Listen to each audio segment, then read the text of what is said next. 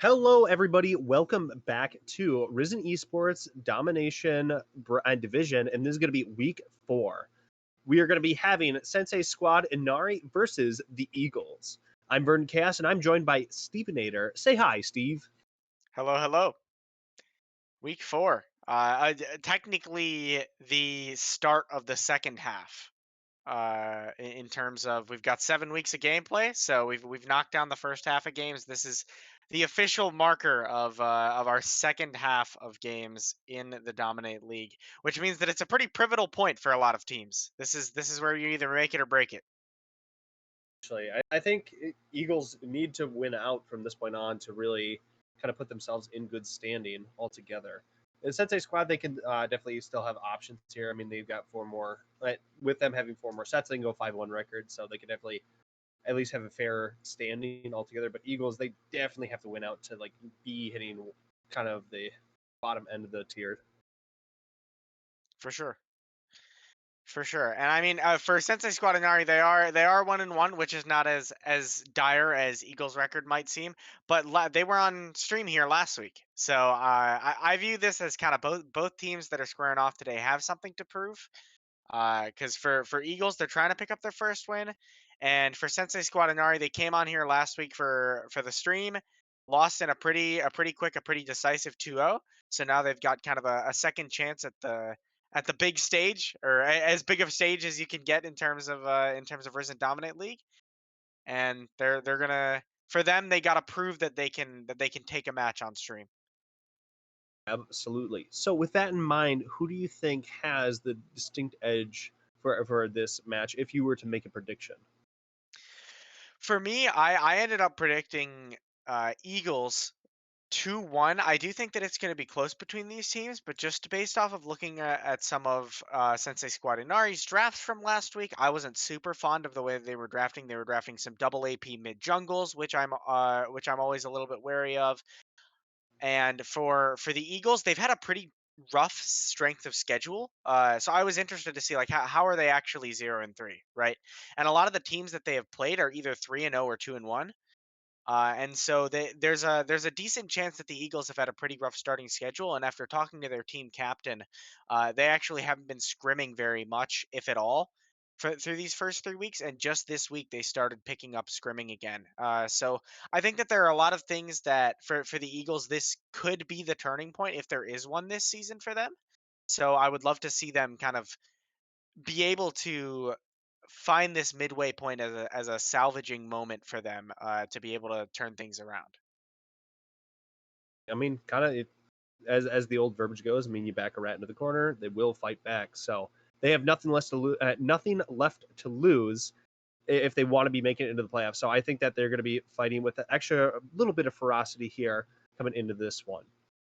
I don't know. I feel like if you back an eagle into a corner, it'll probably just fly away.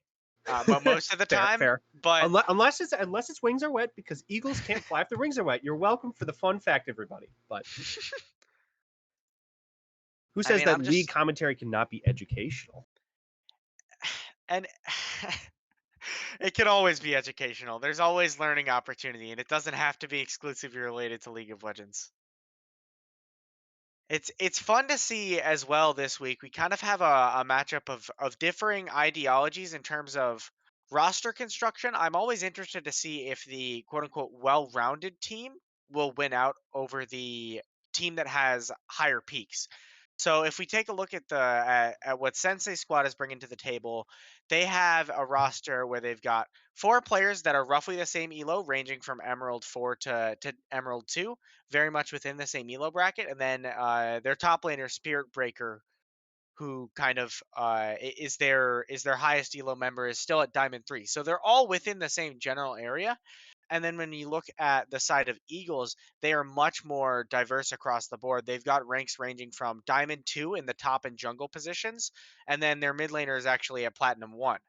So they have a much wider spread of ranks as opposed to the closer together of Sensei Squad and Nari. And so it'll be interesting to see whether we see that in game reflected in their play styles, what kind of lanes they play to, and which players perform and which players maybe struggle a little bit more.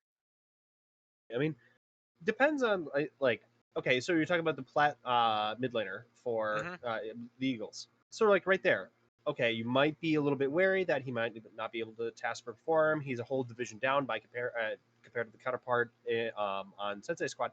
So you might just put him on something easier or something that you know has more of a stable lane state, where it's like, okay, hey, we're just gonna have you put you on Victor. You're going to play with far back spacing. If they have a control mage, you have a control mage. We're just going to put you on the Victor, and then we know that you could do damage from downtown. You'll be able to give a little bit of spacing there, or you do like a Syndra. Like just you need something that may not be as fun, flashy to really play, but just put out consistent results. And when you have some of these like lower ranked members, sometimes you might put them on some more of those utility options.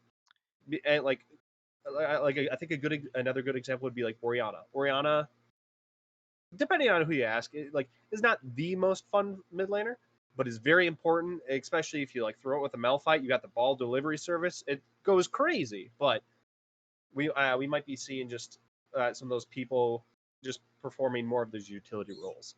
Yeah, and I think if they decide to go that way, great for them. I think that luckily the mid lane, I think of all the roles to have a significant difference in rank, the mid lane is in a pretty good spot right now. To be able to enable you with stuff like Ziggs and Xerath, and like you said, these long range artillery mages that can kind of pump out damage and free wave clear from over a screen away. It's a little bit more forgiving than past metas where like Worlds is starting soon. I'm surprised it's not like a Silas Akali meta, where Yeah, that's something where if there is a significant player skill difference, you're really going to struggle to match up with meta. And even if you do opt for something that's long range, that's a little bit safer, like the Ziggs and the Xerath, those champions historically have not been quite as popular as meta. So it's great for the side of Eagles that the meta is in such a spot right now where if they want to opt towards that direction of kind of equalizing in the mid lane, then that option is totally on the table and it's perfectly viable in the meta right now. I think what I'm interested to see in terms of meta is how the Eagles grapples with the fact that their two highest members are in the top and jungle positions because traditionally we see people pathing towards bot side right now with how powerful bot lane has been over the past year and a half or so. And so whenever you see a team who is encouraged to play towards top side, it's kind of something interesting and out of the ordinary. But I think we have draft starting off if we want to switch over and start looking yes, we at do. what the teams are banning. All right, so we're going to be having Squad Inari on the blue side and Eagles on the red side. We've already gotten into it. We have Graves and Cassio banned versus the Eagles going to be getting rid of the Draven Belveth. I am not too surprised we seen Belveth go down. I mean, a lot of people have been picking her up across the board. She is a fairly safe, dependable pick in the jungle role. I think they've got some nerfs slotted up in the next incoming patch for her. So Yeah. get rid of her before she gets changed, right? Just weather the Ooh. storm. And a very interesting Nocturne first pick. If I had $1 for every time I have seen Nocturne picked first in a draft, I would probably be just as broke as I am right now, anyways. Because I Yeah, think fair, this might be a first for fair. me. And the quick response with the Kaisa Nautilus, just a strong fighting bot lane. I love to see something proactive like that picked up on 1-2. So with a Nocturne, I think you have potential to like set up for some very like cool flashy combos if you want, because with the paranoia being able to shut out the lights. So like say if you picked up a cannon, potentially like the top lane is as an option, cannon would go so hard. But I really love the Braum going up against Nautilus. Braum does very, very well against a lot of tanky supports. So I think that's going to be a spicy pickup for the side of Inari.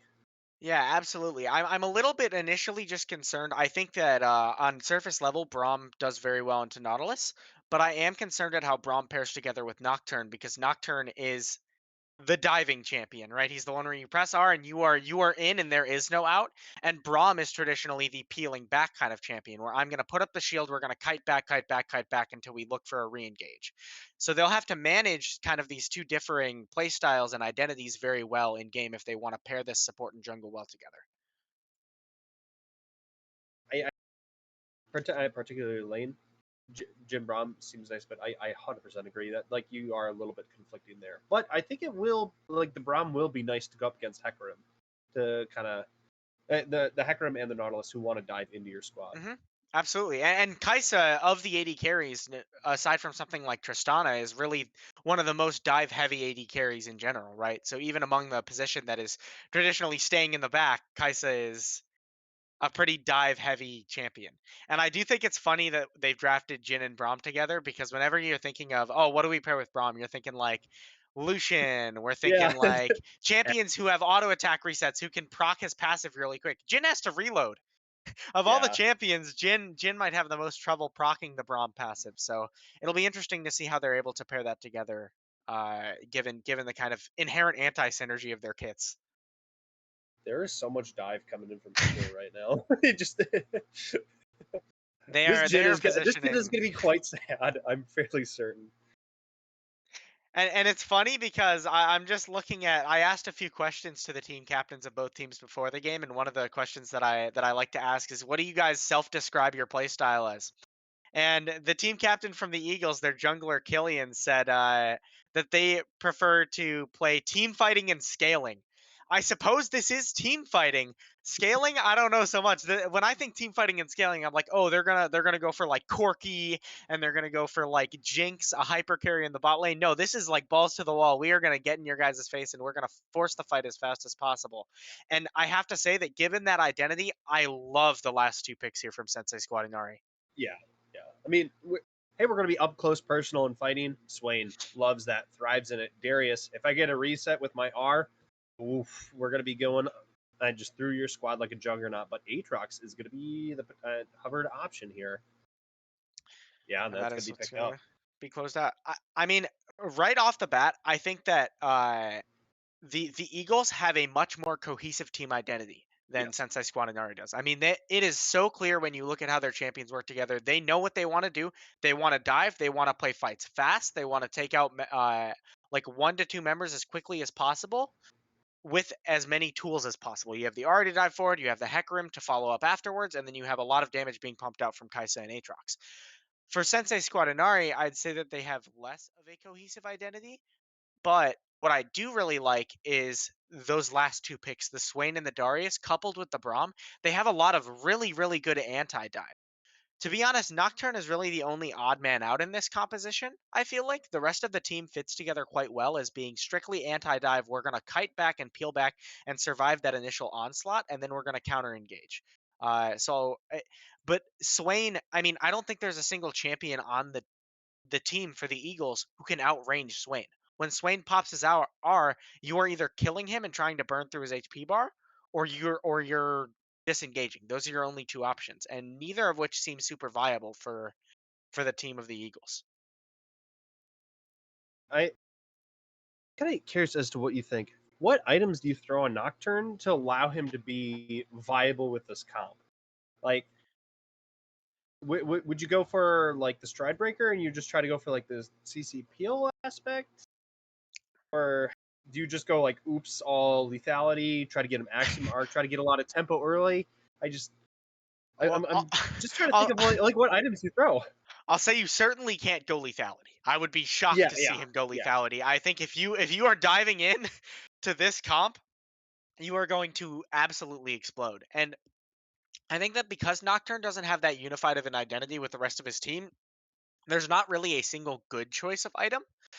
I think that of all the potential choices, Stridebreaker will never do you wrong, right? If you're looking for a counter engage after you survive the initial dive, Stridebreaker can be a really good tool to, let's say, jump onto the Aatrox or jump onto the Hecarim who has already used his ultimate. Throw down the Stridebreaker, throw down the Nocturne E, and if you guys can get that E to fully extend and get the fear to go through, then that can be a pick created. Whereas I think with lethality, you're never going to have enough damage to burst through any of the members on Team Eagles without them escaping. I mean, Kaisa can always R away. Ari has 3 dashes and a flash and a charm, and the rest of their team is probably going to be too tanky to get chunked out by Lethality Nocturne anyways. So I would prefer something a little bit tankier. I think in general, the more tank stats that you can build on the side of Sensei Squad Inari, the better. Because if you are able to live that initial burst, there's not a whole lot of range left on the side of Eagles, right? They are either we're going to steamroll you in a fight, or we're probably going to run out of damage if you survive that initial burst. So with the tank stats required in mind, would you then like to see a Locket coming out of Braum, or would you like to see even Shroud? I think both are fine. I think as long as you're picking something that allows you to frontline for your team successfully. Let Jin lay down the shots from the backside, from the back line. Let Swain pop his ultimate and live. Your only goal is really to survive. So I think either option is viable. I think Locket is probably would be a little bit underutilized in this composition because there's not really much AoE on the side of Eagles. A lot of it is like single target Aatrox Q, single target Kaisa autos in Q, single target RE charm, right? They're looking to Yeah. burst 1 or 2 targets rather than hit an entire team. And I think usually when you're looking for Locket, you're looking for something more like an Oriana or an Azir or something that will be hitting multiple members at the same time so that you can get maximum value out of that relatively short duration of a shield. So it kind of seems that you personally we're kind of looking at the Eagles saying that yeah, you kind of have the superior comp, and we're kind of giving them a little bit of the edge here.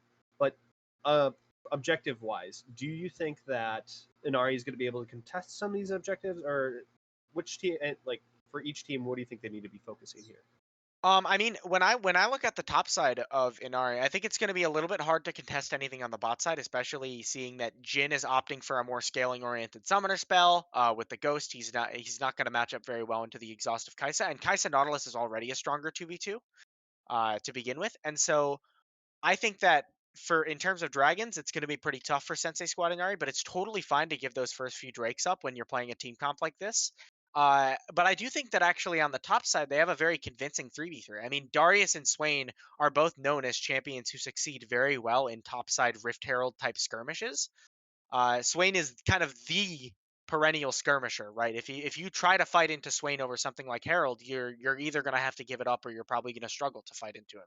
So I think that for them, I would love to see them just play slow and collected until around level 6, and then around that 7:30 timer, see them go for something on the Herald on that 8-minute spawn. But aside from that, I feel like it's mostly on the side of the Eagles to play towards those Drakes, unlock that scaling soul component as early as possible. And for Sensei Squad Inari, they should play relaxed. If they're going to play around anywhere, it should be this Darius in the top side. Absolutely. But as we get right into it, we are just going to be pushing over to a short delay as we wait for the spectator delay to wear on down. So grab a friend, grab some popcorn, grab a drink. We'll see you back on the Rift very shortly.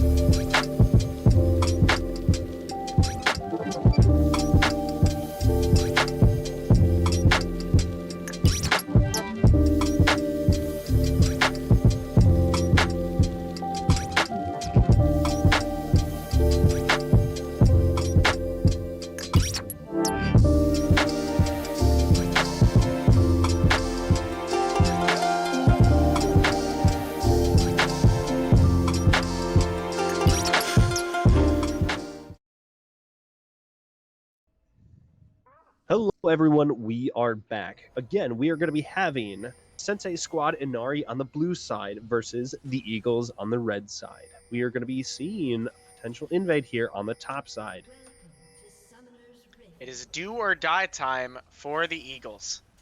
You want to get off to as quick of a good start as possible in this game. You've played 3 series Uh-oh. already in Risen Dominate, lost all 3 of them. We're at the midpoint. You got to pick this win up. And so Absolutely. I'm looking towards seeing this Hecarim do something probably on his second clear. Both of these junglers are fairly neither jungler really wants to make anything happen early. Obviously, if it's handed to them on a silver platter, they can still do something. But generally speaking, both Nocturne and Hecarim are both just, I'm going to full clear, and then I'm going to reset, and then I'm going to do it again. And then maybe on that second full clear or around level 6 is when I'm going to start playing the game. But I expect to see some pretty isolated lane states. If we see any advantages being created in these first 5 minutes, it's more likely going to be off of the back of strong 1v1 or 2v2 play as opposed to the junglers getting too involved. So, with all of this in mind, any interesting Keystone Summoners runes that you want to make mention of? The Ari on Ari is pretty aggressive actually. It's a very like I'm gonna get in your face and poke you as often as I can type keystone, whereas Electrocute is more favored for the 2v2. So I expect to see I Love Hannah on the mid lane playing fairly aggressively in the early stages of this lane. And aside from that, everything seems pretty standard to me. I think an interesting thing to take note of is you have triple Ghost on the side of SSI. So, Yeah, I'm they kind of... are in it for the long con. Absolutely. But I mean, Ghost scales exceptionally well, right? So if they're able to weather the storm in this early game and get to the stage of the game where Ghost is going to really be most useful, I think that there's the potential for Triple Ghost to kind of take over these team fights. But the hard part is making sure that you don't fall so behind early that it kind of invalidates your choice of summoner spells and you wish that you had picked something a little bit more aggressive or a little more combat oriented. Absolutely. But so far, not too much action is happening. We have had our 2 spikes into the bot lane, but we haven't seen anybody get too frisky here in the bot lane. But both junglers are clearing down towards the bot side of the map. Hecarim is going to be a little bit further ahead in this clear speed. Yep, as is traditional, the champion with more AoE tends to clear better, especially on those camps like chickens and wolves. So Hecarim has a slight, and I mean slight, like probably a 1 to 2 second lead over Nocturne on this clear. He is running pretty low on mana, so maybe wishing that he slotted his blue buff in a little bit earlier on the clear. I know that it's more typical for Hecarim to start blue buff because of that reason, but he gets through it just fine, and both junglers are going to be moving on to their final camp and potentially meeting bot lane for a 3v3 here if they decide to go that way. All right, well, as we ratchet up for that, we're going to be missing the hook coming out from a Jarper, but here we are. Ari's going to be rotating down for this scuttle. I think that's going to be going freely over to the Hecarim. Yep, and might be able to run up to topside after this if he wants to go for the double scuttle. Whereas, yeah, if you're Zezekiel, or Zezekiel sounds more fun to pronounce, even if it's incorrect. You probably just want to take the reset, grab some items, see if you can meet Hecarim on that top scuttle. But now in danger is Shidoko in the mid lane. The flash charm is beautiful. That's going to be a very nice pickup for them there. That's also going to be Ghost used by Shidoku. Yeah, and you know, if you're gonna die on a gank, the last thing you want to use is one of your defensive summoner spells. So I would have loved to see if he's gonna use the Ghost, may as well use the Flash too to try to escape it. But probably wasn't expecting that clean of a Charm Flash from I Love Hannah. Actually able to buffer the startup animation of the Charm and then Flash afterwards, so that Shidoko had the minimum amount of time to react with his own Flash. So very well played by the mid jungle of the Eagles. Ooh, will they be able to get... No, that's going to be a reload. We're now starting to see kind of the little bit of the disparity that they have here in the bot lane. But Hecarim was able to get both scuttles, was able to take it away from the Nocturne, despite Nocturne being up items. So Hecarim right now setting the early and kind of the early tempo for their team. But obviously, it's still very, very early on in this game, and it's only 700 gold lead. So this is not that disparaging. And what I'm interested to see is if Nocturne is able to cash out this advantage in tempo that he has in a meaningful way. Because Hecarim, Killian on the Hecarim has yet to find a reset. He's actually taking his first reset right now on 1500 gold. And so Nocturne kind of has a little bit of time uninterrupted on the map right now where he can clear these chickens and then maybe he can make a play happen while while Killian is still stuck on his wolves. So he has about 15 seconds of an advantage if he wants to make a play where Killian will most likely not be able to respond. Right now, Hannah is just constantly shoving in the mid lane. She has level 6 compared to Shidoku, only at level 5. Is going to be level 6 soon, but I don't know if they can necessarily make a play on Hannah. They have D Scott coming in from the bot lane and D Shot. See if they can help. Will they be able to find the angle? It's not looking like it's going to be panning out here, and they effectively all the time that you had by getting that back off really just kind of dissolved.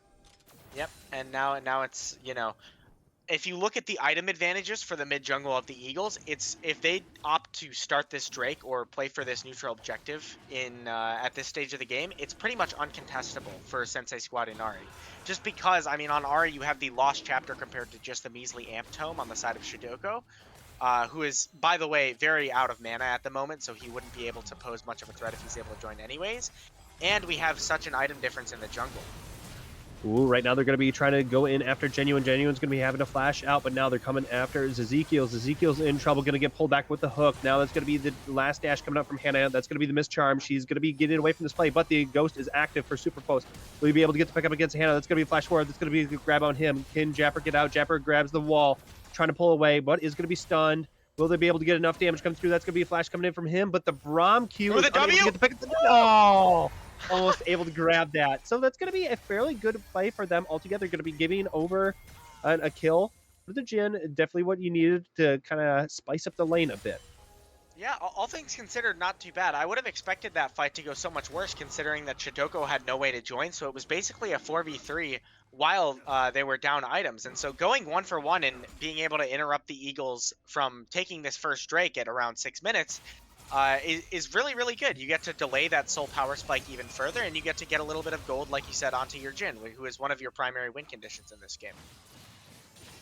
So with this, do you think they still have the threat for running after that dragon right now, or is that little bit too far? Ooh, this is Shidoku in trouble. Going to be trying to heal up as much as he can with the Demon Flare, but it's not looking good. That's going to be the flash out. Will they be able to get the pickup? They will not. Shidoku will be living with a sliver of health. Yeah, and well played to use that ultimate, the Ghost and the Flash, all of them having to be expended, but at the end of the day, I mean, a death is a death, and he didn't come away with one, so well played by Shidoko to be able to escape that. Of course, the Ari ultimate was not online, so wasn't able to chase that one through, and now, as we see Ezekiel going into Killian's top side, Killian is going to respond by, once again, going back to this Drake and starting it in maybe a little bit safer of a timer than last time, considering that the bot lane of Sensei Squad Inari is on base right now. So that's going to be the first drag of the game. It looks like Ezekiel might be rotating on over, to the Rift Herald there, which I think is definitely a very smart call since we saw so many people committed into the bot side of the map, and you have top lane shoved in. Yeah, and I mean, this makes a lot of sense. I really like this trade. For Killian, it would make no sense to really go and contest this Herald, considering he just used his ultimate on mid lane. His top laner is currently being shoved in as Spirit Breaker, getting the priority with the Darius over the Aatrox despite being a level down. And so this is a really, really nice Herald timer and a really, really nice pickup by Ezekiel. Kind of making true the prophecy that I said earlier in Champ Select on how we kind of expect them to be trading objectives, where Eagles are securing these early Drakes maybe a little bit later than they were initially intending, and Sensei Squad Inari is able to pick up this Rift Herald with their superior topside control. Absolutely. So now that we have Rift Herald, where do you want to see them throw it? Do you want to throw it down the kind of more tried and true mid lane, or do you want to be throwing that gold onto someone else? Usually you would look towards the towers that are already on the lowest plates. Unfortunately for them, every tower still has 5 plates on deck, so your decision becomes a lot more difficult. Typically, as a jungler and as a team, you want to identify who you think your most likely win condition is at this stage of the game. Uh-oh, right now there's going to be Killian using the Ghost, running down to the bot lane, trying to look for it, but unable to get there. That's going to be Paranoia used, and that's going to be Japper going down immediately. The ultimate coming in, curtain call, going to be getting Genuine down to half health. Now, are they going to be rotating this on to... No. Killian's going to be getting it on out of there. Yeah, I think a great example of how hard it is to dive into something like Jin Braum with a Nocturne ultimate looming in the back, right? They wanted to go for a play, Killian dropping the Ghost, but they're just not quite able to close the distance, and as a result, the counter engage is good from the side of Sensei Squad Inari, and they're able to respond with dropping down the Herald. Not my favorite use of the Herald. I don't think you really needed to use it there, and you're only able to get off about a plate and a half. Generally, you want to see if you can use it to break a full tower around that 12-minute mark. So I would have liked to see him hold on to it a little bit longer, but it's never bad to get that gold influx into the Jin, and we'll see what he's able to buy on base with it. So with this in mind, we're going to be having Aatrox shoving in the Jarvan, the Darius into the top side. Darius going to be starting in a little bit of this damage, has the Ghost going, is able to get 4 stacks, unable to get that 5th one, but might now have an opening to get a back off. Yeah, and I'm happy with that if I'm Shadow Excalibur. Getting Ghost for basically nothing, right? The only pressure was the pressure of a dive, and just that threat alone was able to force out the Ghost from Spirit Breaker, which significantly reduces his ability to now chase you down the lane and find a kill later on. All things considered, we've ended up at a game state that is basically dead even, as we see there's no noticeable difference in the gold, as we now see Nice. I Love Hannah dashing forward and looking for the charm. Unfortunately, not able to find a nice dodge for Shidoko, kind of aided by that Ghost and the extra movement speed. I would have liked to see the second ultimate, the second Spirit Rush used by I Love Hannah before going for the charm, so that you can get as close to melee range as possible. But not able to make it work, and at the end of the day, it's just going to be an ultimate for Ghost type trade that doesn't really result in much. Right now we have Killian in the wings. Does Killian want? Is there blood in the water? But Supervo's going to be rotating into the mid lane. Are they going to be putting Swain into the bot side? I wouldn't be too surprised if they make that choice. Yeah, and we've got the next Drake spawning in a minute 30. Of course, if you're Eagles, you want to continue to stack up those Drakes and look for this as much as possible, as now they might have Killian caught. Killian's going to have to use the ultimate to get out of this, but is at a scant of health. If they try to go after the Krugs whatsoever, they're going to be leaving it alone, so Killian's going to be surviving. Now it's going to be Shadow going in against Spirit Breaker. Spirit Breaker going to be taking a fair bit of damage. Caliber going to be using the ultimate, going to be chasing him down. He's coming up with a Braum. Braum's going to be trying to get some of the damage off, unable to do so yet. Spirit Breaker getting quite low, going to get picked up by Killian now. As Ezekiel's here, will he be able to get Killian? Killian's going to be going down. Now it's 2v1 versus Excalibur. Here's a stun. Hannah's coming in from the sidelines. Will they be able to get this? That's a lot of knockouts on Ezekiel. Oh, Flashes, no! hits the blast cone right back into... Oh, my gosh. Oh, Ezekiel had the right idea to escape, but just either auto-attacked or was trying too fast to be able to auto that bomb plant, ends up flashing and then immediately getting himself right back over the wall. And that is going to be a lot of very good gold going on to the Aatrox, as now we see Shidoko and Genuine are kind of squaring up in the bot side. The ultimate comes out from Shidoko, and the ultimate comes out from... Yeah, I was gonna say that's gonna be a flash expended by Shidoko to just not be able to get the stun off and to get the root off, and that exhaust just gonna be putting in a lot of work by Genuine there. Well played. But now we're going to be having to root into the mid lane. D-Shot trying to absorb as much damage as possible. Will Superfluous be able to find anything with the final shot? Here we go. Unable to get the pickup yet. Can we find with something with the W? She has to flash that. Going to be able to survive it. Now the curtain call coming through. Able to get the shutdown. Japper going to be now... Okay, is going to be dodging away from this damage at half health. But now they might be looking for the play mid lane. Japper walking up at it. Killing in the sideline. Okay, that's going to be the play. Super the Sniper. I believe that if not both of his kills, that one has come from kind of sniping people from downtown and across. So far throughout this game, he's been threatening it multiple times, as I don't even have a second to analyze because they just keep fighting. Yeah, it just keep fighting. Nothing matters. We just keep throwing this money right back and forth. And in an odd twist of events, it seems that Sensei Squad Inari is going to be the ones who pick up this second Drake, significantly delaying the Seoul WinCon for the side of Eagles and maybe kind of stealing it for themselves. Despite being down in gold, I actually feel as if their gold is kind of on the right people at the right times, because if you look at the items right now, the main gold difference seems to lie in topside, and Aatrox wasn't going to be able to show up to that fight. So the Stride Breaker already being online for Zazacle means that they're able to take that Drake, and Killian not having his mythic yet kind of makes it so if you're the side of the Eagles, it's kind of not worth contesting until Killian is able to secure that mythic. I mean, there is something to be said about Spear Shojin and how strong it is right now, but yeah, it still does not provide the utility Oh, well, that he didn't is have it yet when the Stridebreaker. Drake was getting Oh, started. okay, gotcha. Yeah, yeah. My bad. But right now As we see, they're gonna be keeping the two mid laners down to the bot lane, which I think is a correct choice by both squads. Now they're gonna be looking for this potential rift in the top side. Do you think the second rift is something to fight over or to potentially die for, or do you think that this is something that SSI should be potentially giving up? I think it's especially valuable in this game considering that no tier 1 towers have dropped for either side yet. It's a little bit scary to fight over something like this significantly at this stage of the game, right? It's 15 minutes and we might see a 4v4 breakout here, which is always going to be scary as a solo kill actually comes through on the bot side. But now they are gonna be able to pick that up, but at this point they're just gonna be backing away from this play altogether. So with this in mind, do you think that they're gonna be dropping Shelly into the mid lane to try to open up the map more, or do you want to throw it top and then just get the Aatrox out of the top lane and have them splitting? Wherever you can break a tier 1 tower is good here. Like, it's fine if it's bot, it's fine if it's top. It's preferable if it's mid lane because it opens up a lot more. But at the end of the day, mid lane is also, as juicy as it might look to Herald, it's also, keep in mind, the easiest lane to defend a Herald from, because generally speaking, everyone is going to be closer to mid lane. The jungler is going to be able to collapse faster. The support might be lingering around. So it's actually pretty difficult to get a successful Herald placed down to take a tower in the mid lane if that tower isn't already chunked down low enough, and if you don't do it fast enough so that they can't react.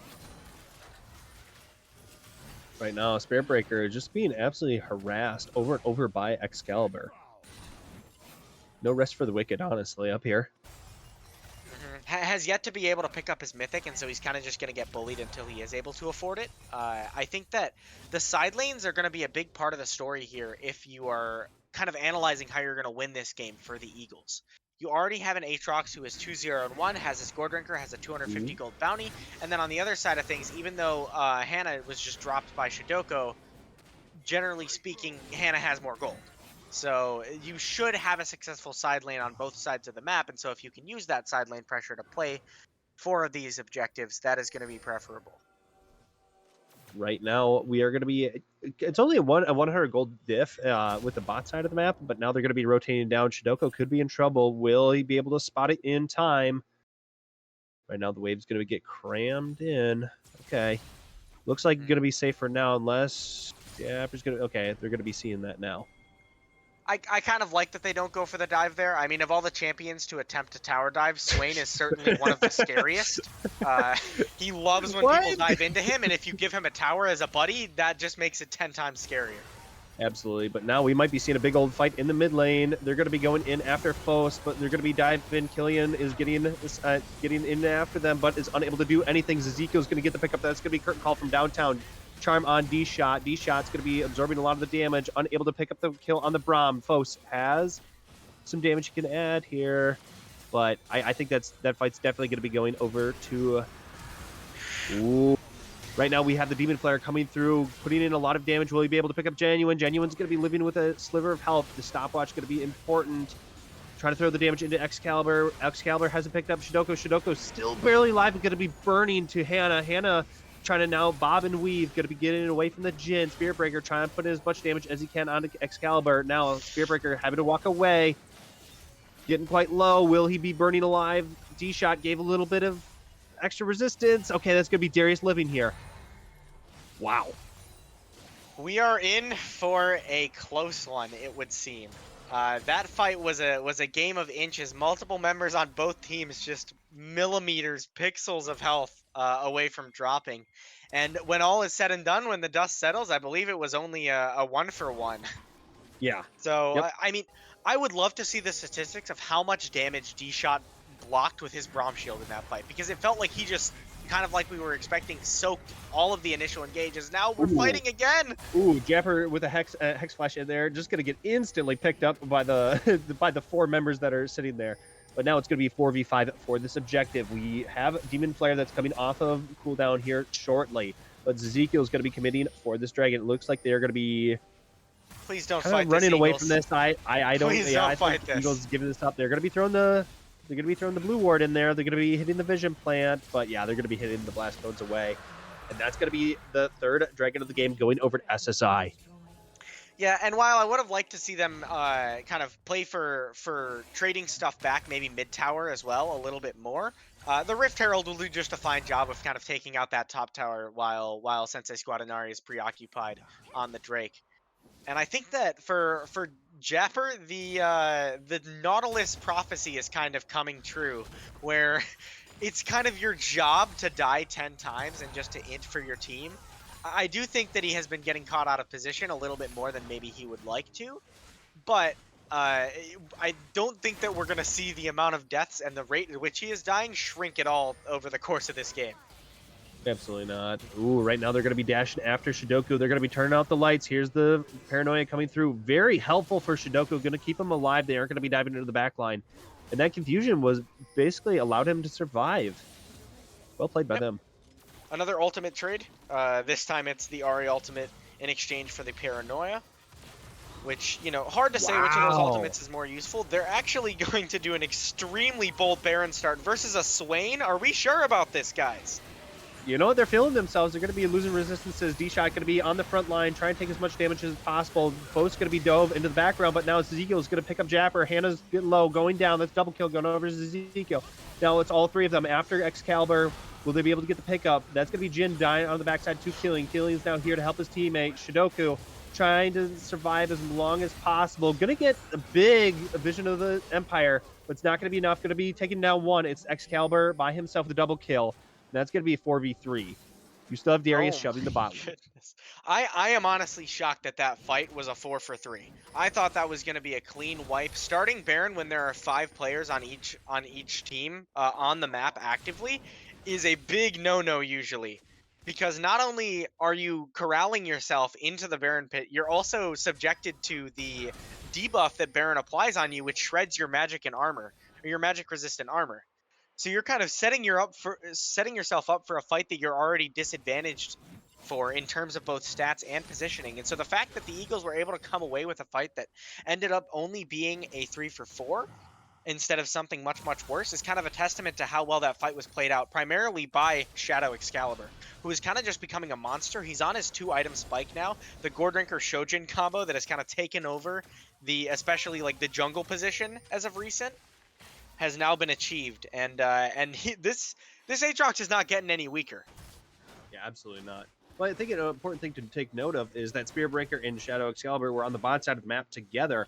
One of them has Ghost and one of them has TP, and I think with that they were then effectively able to bait out like an SSI there for that play altogether.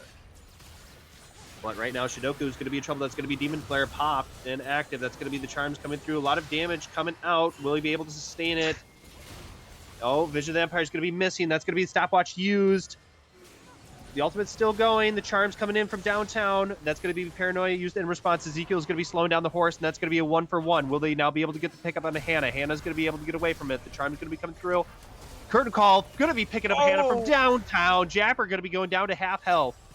And I think this might be falling top tower. Oh, no, they aren't going to be pushing it out. They're going to be letting it go. Man, they want Baron. At what point can we no longer pursue picking off Shidoku in the side on the Swain? They've tried it multiple times in a row, and that was probably the most successful of them, and it resulted in a 1-for-2 situation and them losing Baron. It just seems like at this point, Shidoku's Swain is a little too beefy with the Zhonya's Hourglass, especially to stall it out, that you can no longer look for these picks with the Ari and the Hecarim, and instead of changing up their game plan, the Eagles are just kind of slamming their head into the same brick wall over and over again, and this time they get punished by the gold lead finally swinging back in the other side and favoring Sensei Squad Inari for what feels like the first time in probably 20 minutes. Absolutely. I mean, and kind of an interesting thing to take note of, the person that we thought was going to struggle the most was the Nocturne, and right now Nocturne has a 300 gold shutdown. I mean, you also do have the 600 gold shutdown on Excalibur here on the top side, but Nocturne doing much better than I think we both imagined. And I think we're now at the point of the game where this is very, very hard to navigate successfully if you're the Eagle team.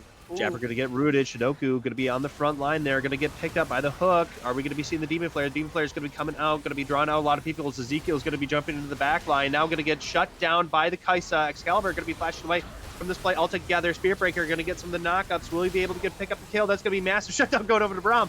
And now there's Braum standing in the front line, trying to play away for his team. Hannah going to be diving in with that last grab option. That's going to be Killian going in, fighting D-Shot. That's going to be a shutdown going over to the Swain. Shidoku just taking the abuse, and now it's Fos and Shidoku versus Killian. Can he turn it around? I don't think so, and I think that's going to be the play, and they're going to be able to get this free mid tower, especially with these Baron buffs. It looked so good for Team Eagle. It looked like a completely winning fight. They had taken out Zazikal, who's the strongest member, or so we thought, on the side of SSI. He dove a little bit too far and was able to get shut down. It looked like they had that fight in the bag, but Shidoku is just too damn tanky. And not only is he tanky, he pumps out damage too. So it's not like you can just ignore him, right? This Swain is very quickly becoming an issue that I don't know what the solution is for Eagle. Oh, there's going to be a TP in. Is Shidoku going to get the instant grab? Yeah, that's going to get pulled back immediately. And we're just to see Hannah instantly getting blown up. Ezekiel is going to be getting the pickup. Killing is now just going to be doubling down on this play. Going to be using the ultimate. That's not going to matter. Shidoku on a killing spree. They're trying to slow down Excalibur. Will they be able to get picked?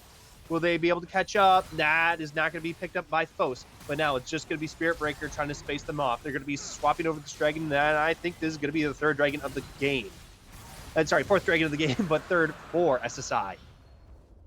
It's crazy. We were thinking after about 7 minutes of gameplay, we were thinking that Eagle was going to be playing for the Drake Soul win con, and now it is actually SSI who has found themselves on Soul Point. As now they're just pushing into the enemy jungle and abusing their lead, and the fact that they're grouped up as much as possible. And Shadow Excalibur is not able to escape from the double stride breaker composition that SSI have going, and this is very quickly falling apart at the seams for the Eagles. So I have a question. Looking at the Kai'Sa's builds, what's your thoughts? Ooh, actually, hold that. We don't have time for my thoughts. Yeah, no, we don't. Japper now in trouble, going to get taken down. This curtain call is going to be getting some pickups, and now they're just going to be cramming this damage into this bot lane tower. They might be going for T3. We have Kai'Sa on the top side of the map, but I think 5 people are going to be pushing much faster than just 1. But ironically, D-Shot going to be picking up another kill here, and now has a shutdown on Rob. So nice job, buddy. They might just go for the end here. I mean, you need to base Genuine. You guys got to put up a Nexus defense. We've got the Hecarim ultimate. Let's see what we can do to try to defend this for long enough for our teammates to respawn. Shadow Excalibur is coming back. Oh, Ezekiel's in trouble. Going to get quite low. That's going to be shut down and going over to the ADC. D-Shot trying to play back for the squad. Shidoku's going to get some of the damage. That's going to be Kai'Sa trying to put it through. Will they be able to pick up Shidoku? Yes, they will. They will be able to get him. But now it's going to be them trying to kite back. Spirit Breaker still alive, going to be drawing people away. Japper trying to come in after them. D-Shot just trying to sacrifice his life and get Fos out of here. But Hannah still has all of the dashes coming in, and that's going to be Japper getting the hook, and that's going to be an ace. A very, very successful Nexus defense from the side of the Eagles. Honestly, for a second there, it looked like SSI was just about to push straight down bot and end the game. They managed to, despite all dying, they managed to take down one of the 2 Nexus towers. And so it will still be a very successful push, but a lot of shutdown gold was given over to Team Eagle on this play. And I hope to see them reset and spend that gold as soon as possible before SSI is able to get on the map and punish them for it. So with all of this... objective bounties. So to go back, oh, okay. I thought Japper was going to be looking for a hook there. So with all this in mind, what's your thoughts on Kai'Sa's build here? I think this is quite an interesting one that I have not really seen before. It's actually very standard in solo queue right now. This is kind of I'll talk about it later because instantly picked up. Ezekiel's now going to be going for this play. That's going to be Genuine coming in and ulting away from this, but Shidoku's in the middle of the fray. Going to be just putting in so much damage with this Demon Flare, but that's going to be Curtain Call. Getting the pickup against Genuine now. It's just killing all by himself. He's ghosting around. He's running the bot side. Fos is going to need help, but is going to get slowed down a little bit. Isn't picked up there. Slow down. Will Spirit Breaker get the catch up? Yes, he will. Bam! That's good. Wow. That's going to be an ace in reverse. They had their one fight, and for a second it looked like Team Eagle was back in it, and then right off the bat, SSI, maybe realizing that they just hadn't spent their gold yet, is able to kind of make use of the lead that they had, turn it back around, and just find the clean ace into the end. So very well played game, especially throughout that mid game by Sensei Squad Inari, able to just come out huge in those team fights, kind of reverse the early game lead that had been built by Team Eagle, and close out what ended up being a relatively clean game from about the 15-minute mark to the end. Absolutely. So I think Shidoku did fairly well for this game altogether. Like in the earlier portions, it was looking a little bit looking a little bit rougher. Like it wasn't like too bad, but then a lot of these plays just went longer than they really wanted to for Eagles, and he was able to survive through it, put out a lot of damage across the board, and was just able to buy enough time for Ezekiel to come on down and just find massive plays with ultimate. Look at that gold graph. For Yeah. the bulk majority of the game, Team Eagle had the lead. I mean, they were crushing it, especially in the top lane. The Aatrox was so far ahead, and it looked like they were just gonna take over the game through the paired efforts of the Aatrox and the Ari. But things just kind of started to fall apart at the seams, and once things got worse, they did not get better, as the gold graph kind of demonstrates. And despite that build that you thought was unique on the Kai'Sa, that it's actually a pretty common meta build right now. It's Okay. the r/Kai'Sa main solution to getting their builds constantly gutted. They found a new solution to get the evolves as fast as possible, but just was not able to pump out the damage that maybe they were hoping to get out of that hyper carry in the bot lane. As I mean, the damage chart tells a very clear story about who the MVP of that game was for the side of Sensei Squad Inari. And it's kind of who we were expecting to be the MVP coming out of the draft phase with how well Swain matched up into the composition of Team Eagle. Absolutely. So I mean, we kind of looked at and we deemed that Eagles just like had a better overall comp, like they had a better unified comp identity. What do you think they need to be really looking for this game too, to just kind of be able to play against that? Because the comp idea was there. Like I think they had that very well. Do you think they need to change bands up so then we get rid of that Swain, or what do they need to fix? I think that getting rid of the Swain, while it would be a good option for game two, is kind of a band-aid solution. I Yeah. think that really the problem that plagued them that game was that they had the ideal situation for them to play the game out, but I don't think they correctly identified how their composition matched up into the enemy composition in the mid game. When you looked at how the two teams match up in a 5v5 scenario, it doesn't really matter how far ahead you are in gold. You are not going to win a 5v5 into Swain, Braum, Nocturne, Jin, and Darius. It's just not going to happen. And so where their advantages was in those solo laners who were then side laning. It was the gold advantage was in the Aatrox, it was in the Ari. So let's use those side lanes to create numbers advantages across the map, right? Let's get priority through our side lanes and then move those members towards the mid lane, and then let's play for an objective. But if we just meet Sensei Squad and Ari in a 5v5, that's exactly where they want to play when you look at their composition. And so I think that they did a good job of getting the early game gold lead. They just weren't exactly sure how to translate it given their compositional identity. So would you have rather, like, obviously they did a few dives against Shidoku. Would you have rather them see would you rather them dove Spirit Breaker and try to like Yeah, consistently go for him instead? Because I like mean, he even definitely seemed like the weaker link out of the two by far. at least in that game, that's what it seemed like. I don't know that you even necessarily have to dive the side lanes with the Hecarim. Just have the Hecarim sit around mid lane and let the side lanes win themselves. If you have 1v1 matchups that are winning in the side lanes, just let them get the priority. And then let's collapse 5 people into mid lane instead of kind of bringing the fight to them and trying to dive a Swain in the side. Let's just push Swain in with the threat that we can dive him and then move using that threat to the mid lane and rip something with the loads of engage that we have with Ari, Hecarim, Aatrox, Nautilus. Let's just snap engage on the mid tower and play a 3v5 out, and that way there's no way that the side lanes can rotate, because that's actually one of the best ways to punish double ghosts on the solo lanes, Yeah. is that they can't move. If they're pinned to the side lanes, they have no way to teleport and join in the fight. So if you're able to use your priority in order to create that advantage, then that would have been the way to go about it, I think, as opposed to playing with the Hecarim towards the side lanes and trying to kind of bring the pressure there. Just let the pressure come towards the mid lane and weather the storm until it does.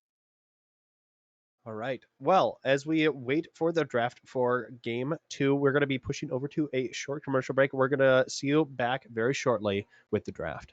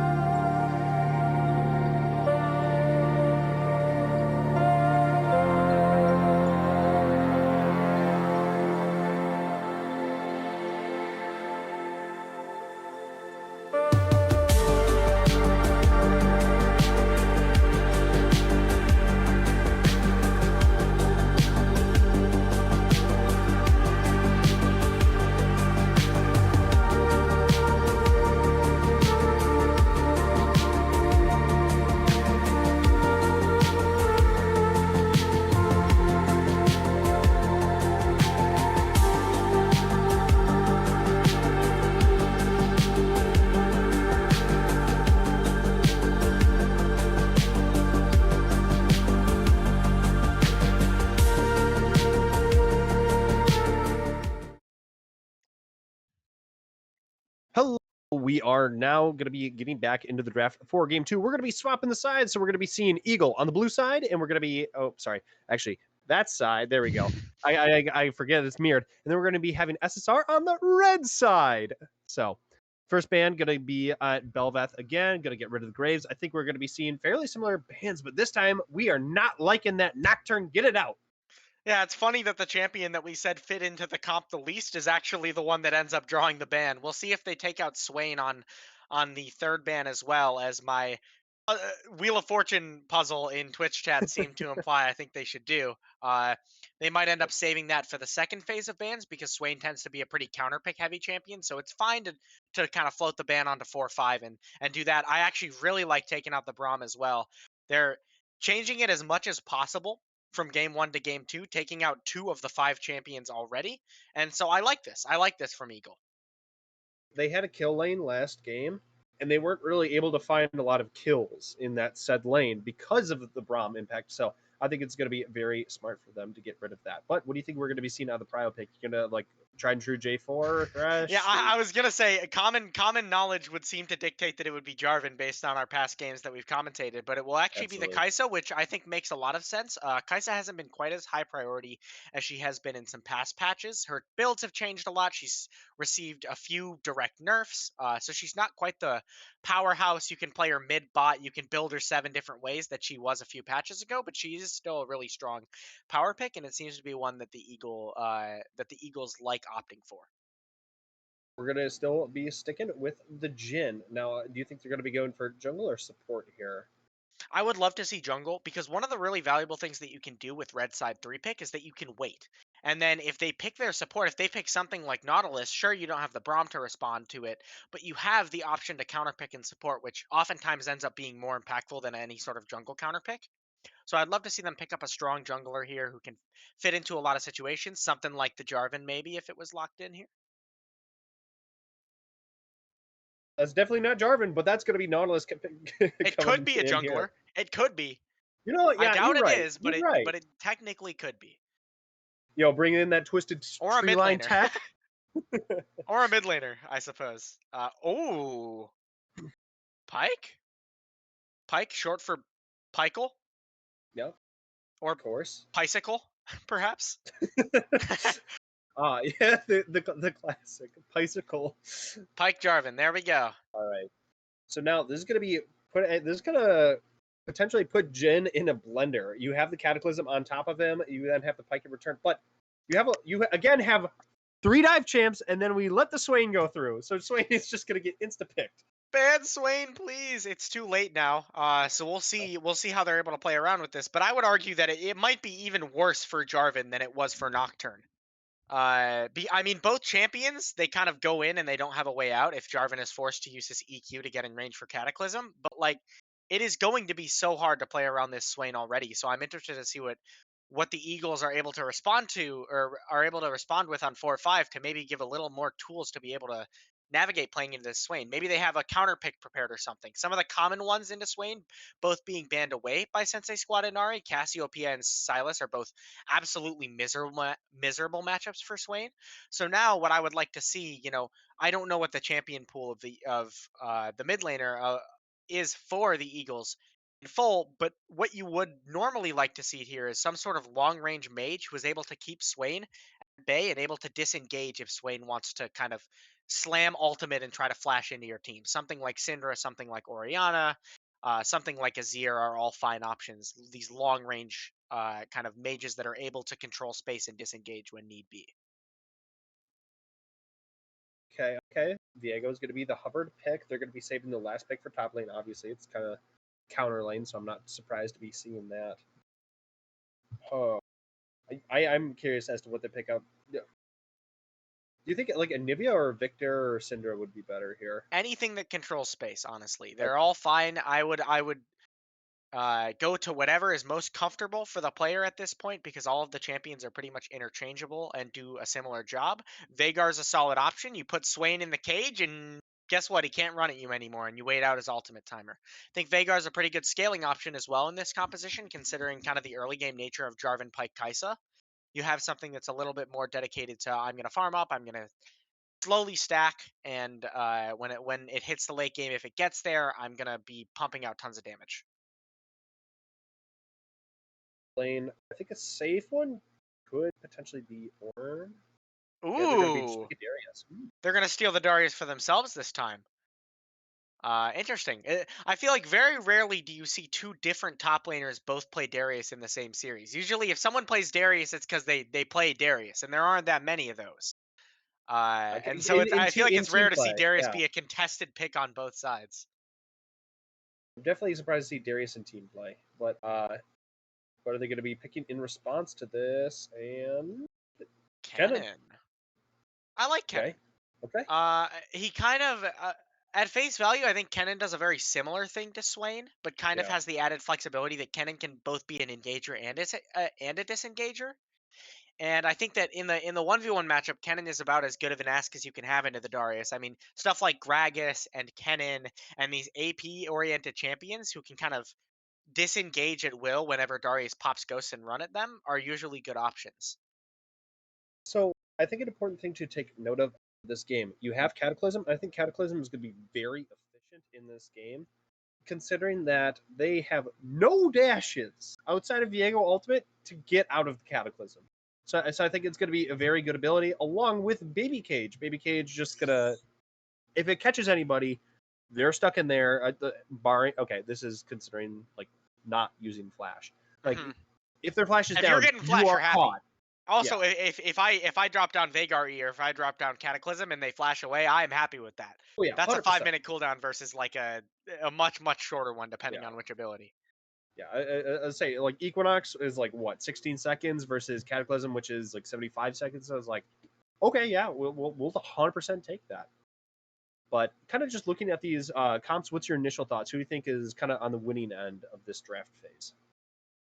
I mean, it's hard to say for sure. I think that similar to last game, it's actually kind of flip flopped. I think compositionally, I prefer the side of Sensei Squad Inari a little bit more, but I think in terms of how the champions match up against each other, I prefer the Eagles, because I think that in a vacuum, a lot of their champions function well into a lot of champions on the other side. Like you pointed out, the Jarvan interaction that he's against a lot of champions with no dashes or blinks or teleports is always really good.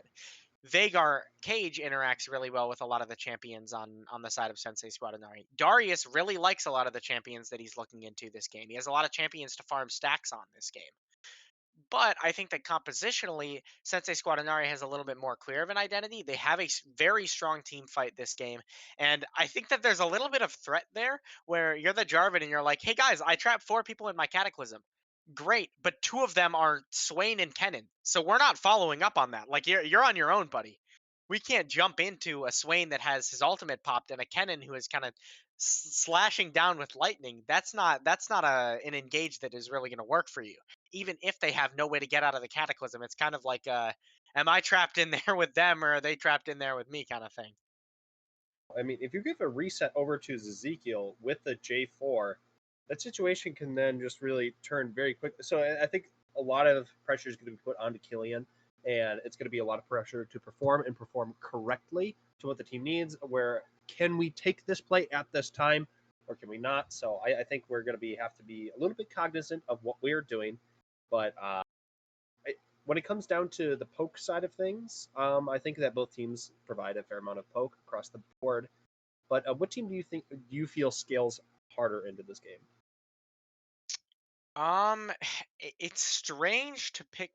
It would be strange to pick the team that doesn't have Vagar on it because he scales infinitely. But I actually think that the rest of their composition doesn't scale very well.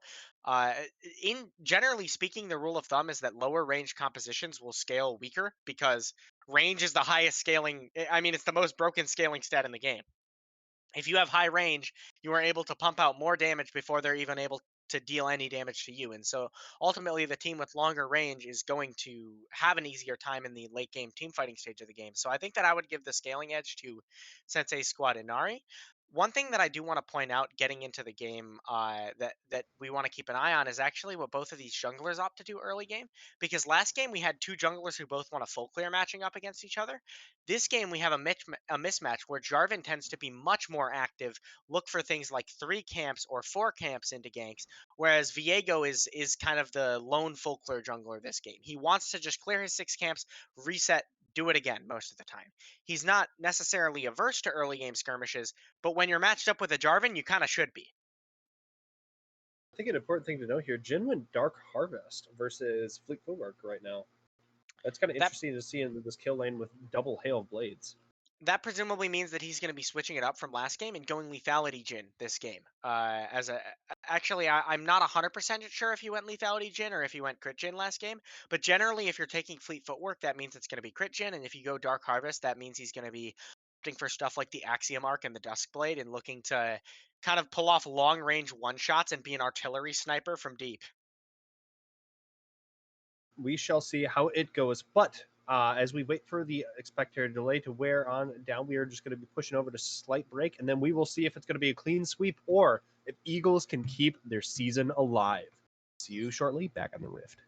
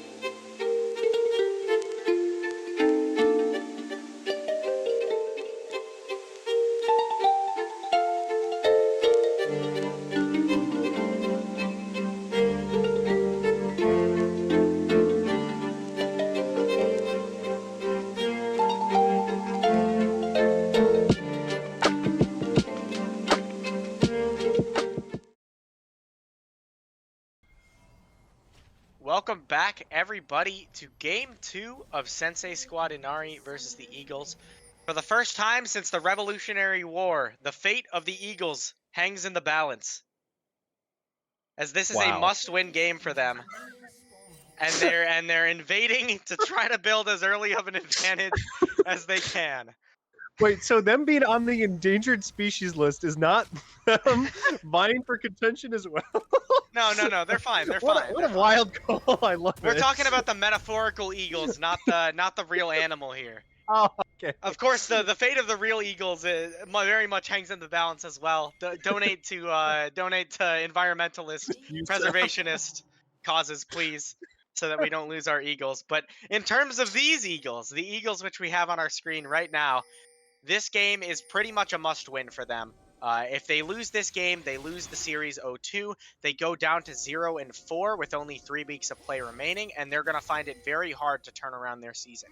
For the side of Sensei Squad Inari, they're looking to close this series out swiftly and cleanly and change their record from a 1-1 that kind of doesn't really say a whole lot to a much more loud 2-1 that kind of communicates like, hey, we're here.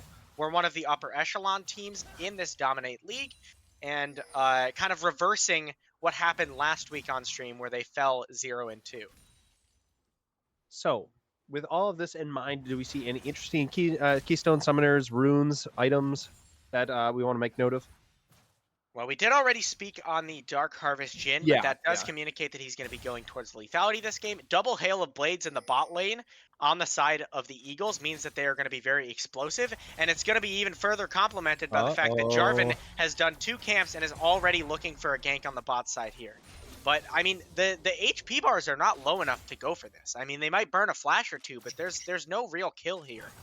Yeah, as I was going to say, they're looking for 2, they were looking for 2 spike, but they were unable to find it now. All right.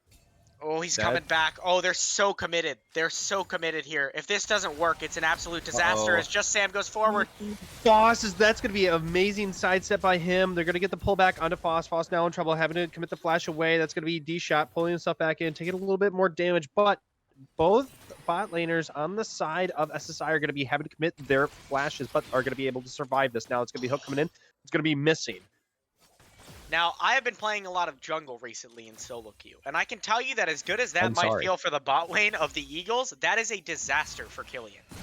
Because I just sacked so much tempo that now Viego is able to fully counter gank here as I'm stuck on my chickens, and now just Sam might be caught out. Oh, Sam had to sit there forever and just take that abuse, was CC'd into oblivion. Now going to be healing that up a bit, but D-Shot potentially in a little bit of trouble. Ezekiel going to be coming in after this. That's going to be Pike Hook coming through. That's going to be missing. E's out. W's active. He's going to be able to get away from this play altogether. 4th shot is just going to be given enough move speed to disengage. I think both junglers here are a little bit too antsy to make plays around the bot side. I mean, initially that play looked kind of okay for Zazikil, and if you get that kill quickly, great, fine. But at the end of the day, when Jarvan commits 30 seconds waiting for a gank on bot after only doing 2 camps, if Zazikil were to just finish his clear off and either take the Scuttle Crab and reset or just gank bot after finishing his clear, that is already a huge advantage netted in the terms of the jungle. But now he's kind of equalized himself out with Jarvan so that he's only maybe a half a camp ahead in terms of tempo.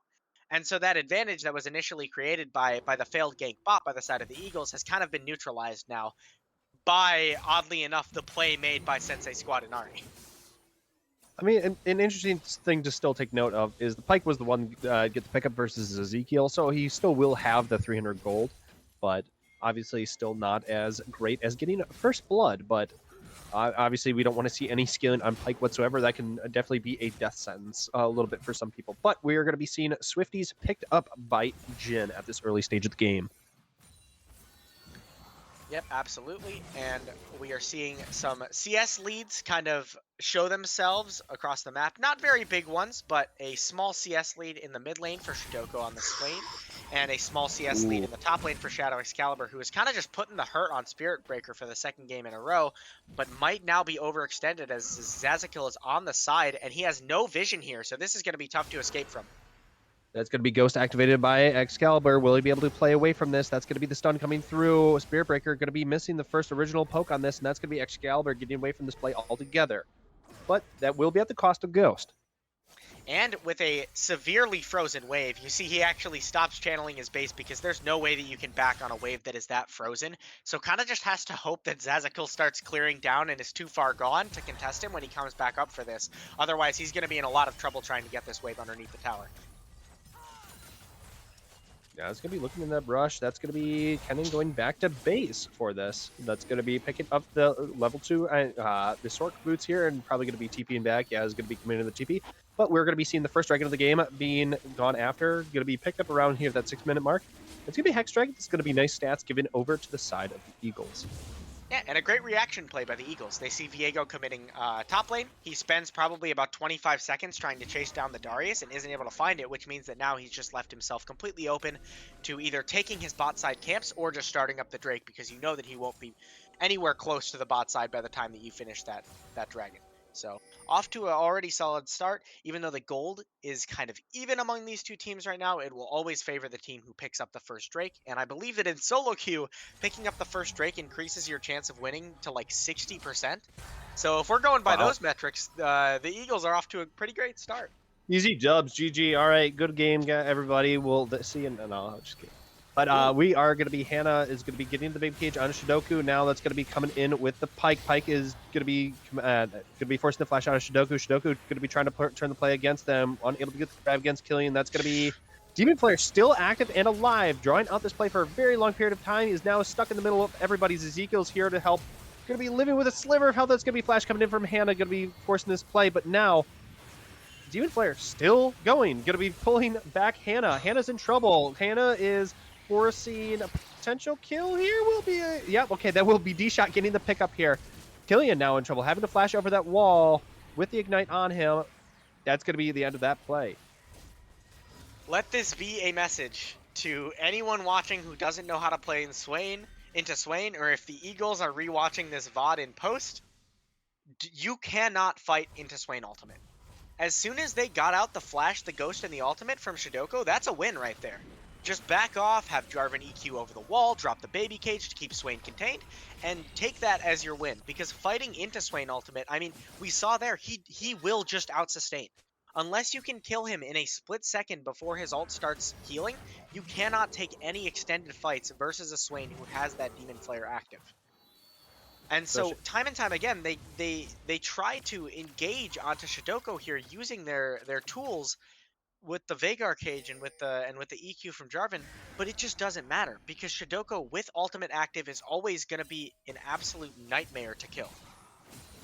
Yeah, I mean, Shidoko also having phase rush with a ghost is just going to be allowing him to play around a lot of your a lot of your abilities coming in from the Veigar. Like, you're going to depend on the Veigar for the damage there. He's not going to be coming out for anyone, and he's not going to be able to provide a kill threat at this time with the first strike rune. I mean, sure, he has ultimate to try to help secure it, but that's not going to be enough. All right, now there's going to be Herald picked up by them. They're going to be stunning Excalibur and potentially in trouble. That's going to be Kennen coming in from downtown with the ultimate. That's going to be Flash Wave from Shadow. That's going to be Baby Cage coming through, and that Ghost away from Excalibur going to be allowing him to survive the situation. Yeah, I mean, I'm starting to see a trend, a worrying trend within the Eagles over these two games, which is that when any objective is started, regardless of whether it is good for them to contest or not, some members of the team will contest it.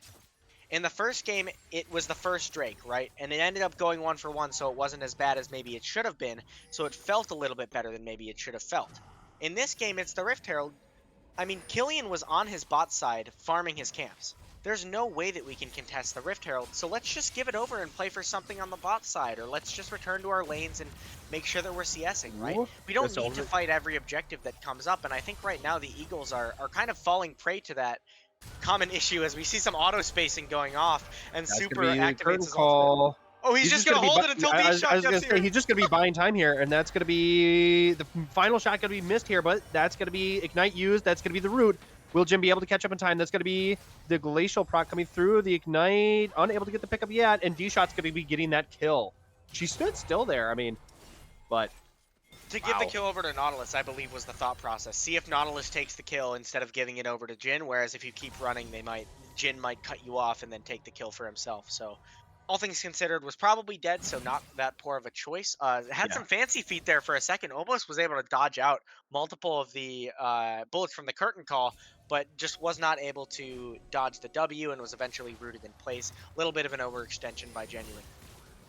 Right now, we're going to be seeing a very fed D shot coming in with the 2 kills and the shutdown, but in the Oh, top side, that's a dunk. oh And there no. goes Spirit Breaker. And there goes a massive stacked wave. Look at how many minions are going to die under the tower. It still won't be enough to give a CS lead over to Shadow Excalibur, which is kind of a testament to how well Spirit Breaker has been playing the lane. But that is a big wave to lose under tower, as now Hannah is caught without a doubt. And the immediate That's pause, nice. I think, Yeah. as soon as Hannah dies, mid DC. Yeah, right there. Just going to be spacing out Shidoku, just trying to bait out a lot of stuff. Had the phase rush and ghost used. Going to be spacing out that ultimate. Vigar committed a lot of stuff there and was able to dodge it, and then just able to walk right back in after D shot gets the hook onto it, and just able to get that nice spicy pickup. This is a very interesting freeze frame that we have, because we've Yeah. got basically even kills, basically even gold. Given, to be fair, a lot of that gold is on to D shot for the side of Sensei, Squad, and Inari. So how much of a lead do they actually have? I think you could question when you kind of think about how valuable that gold might be.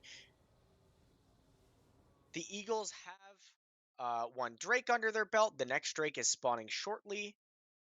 And so the overall game state is very complex, and given that Swain just used the ultimate, I'm wondering if there is going to be a contest on this upcoming Drake. I mean, if you want to play for that sole win condition, it would be ideal to try to pick up that second Drake, but it's going to be hard to determine whether or not they can, given the fact that Hannah just died on the Vagar. So I don't know that you Yeah. want to be contesting a Drake while your mid laner's down, no matter how many cooldowns have been burned to kill your mid laner. I mean, yeah, with Vigar being down, that is a lot of your damage and kill threat at this at this kind of time, like to like secure the kills. Because like if some of these fights go long enough outside of like Darius, you're gonna be in trouble because you have hail blades on both of your bot laners. So Pike and Kaisa outside of the original burst, they aren't gonna like. Kaisa will still deal damage, but it's going to be a little bit harder for her to continuously put out that damage. Versus, I would say like Jin, who's able to just kind of move in, move out, and kind of space that efficiently with kind of his crit movement speed.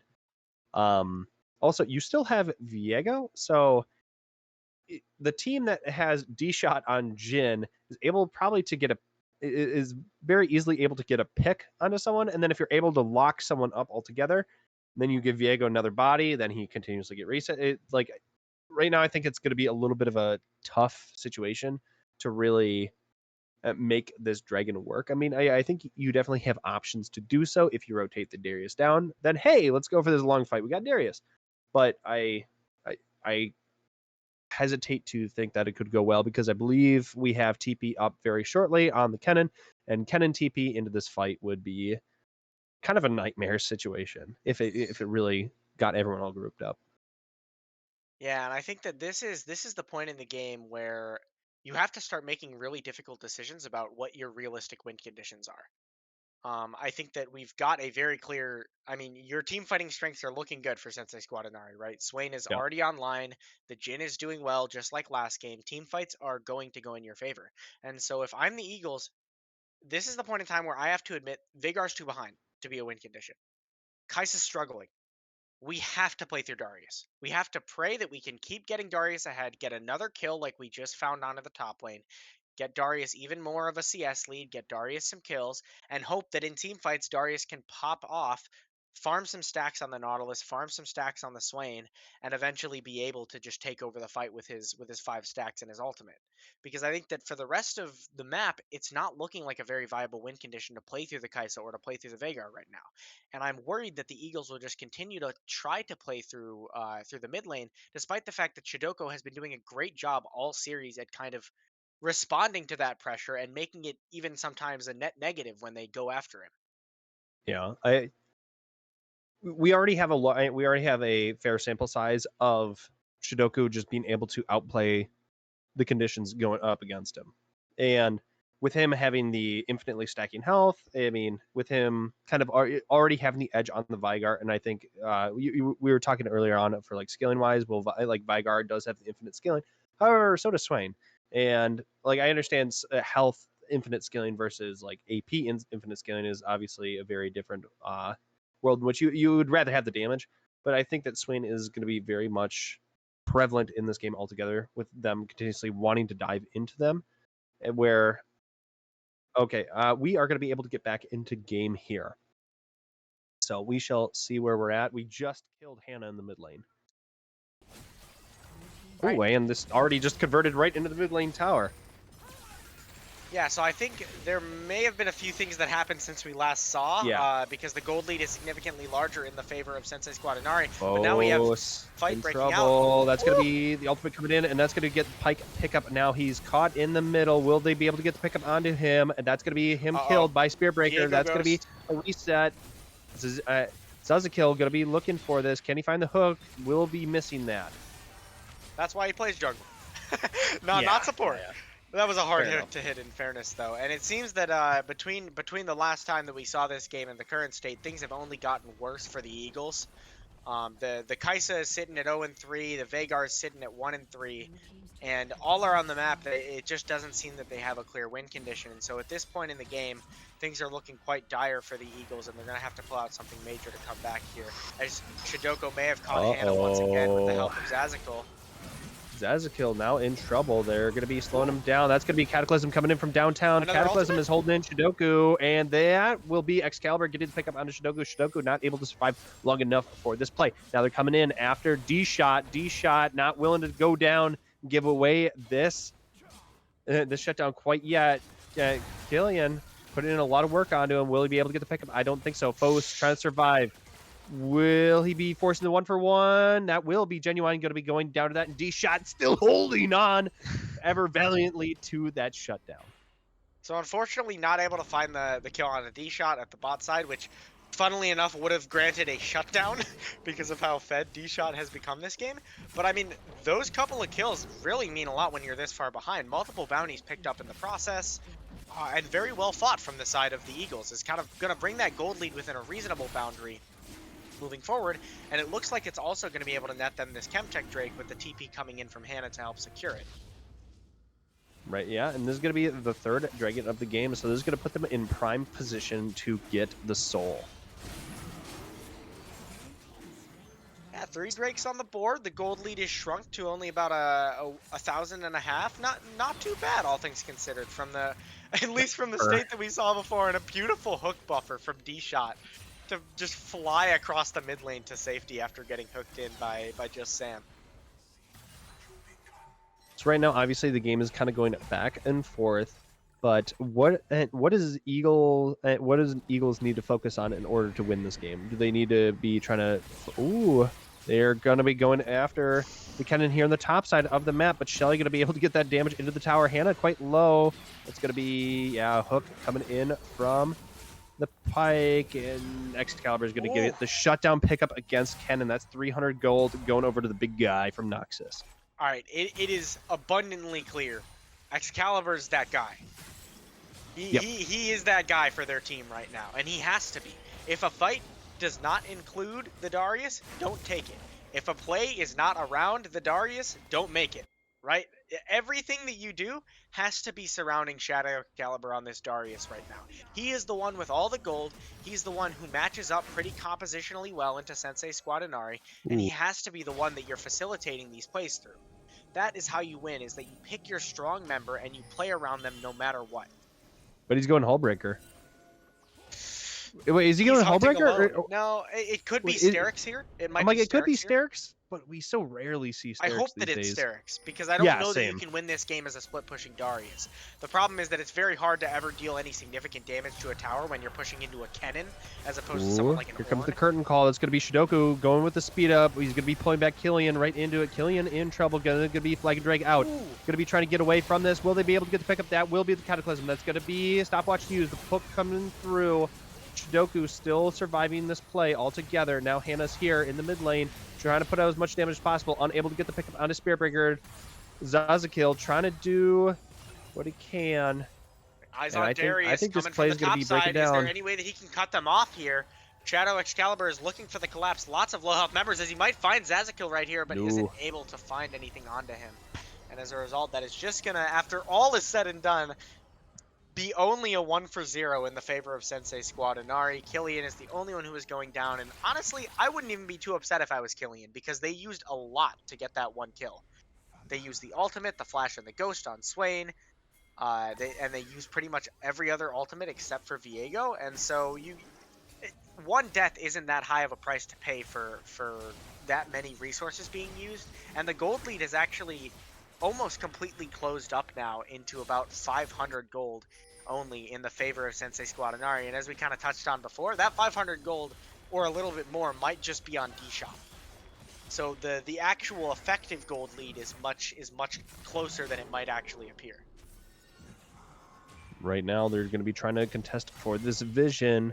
You do have Excalibur right there on the front line for this play. Killian going to be waiting in this brush. I don't know if it's going to be going anywhere further from here, but now we're going to be having the mid lane and the bot laners in the mid lane, going to be clearing it out. We're going to be throwing Swain into the top side. Kennen still down there in the bot side. They both have TP, so they can contest each other. And then Veigar getting real close to the break point where no matter how far behind on Veigar, you will be useless, or you will be useful no matter what, which is when you hit the death cap. Yep. So hoping that after this next wave, Hannah can find a base and grab that death cap and start dealing some serious damage in these team fights, as we have kind of just some positioning. Teams posturing around each other as Shidoko is actually trapped inside the Cataclysm. He didn't activate the ultimate yet, but now he's going to be activating the ultimate. He's caught out in the middle. He's getting burned down quite quickly. Excalibur is going to be getting the pickup. He is just killed too fast in this particular instance. I don't think much would have changed even if he activated the ultimate prior to that.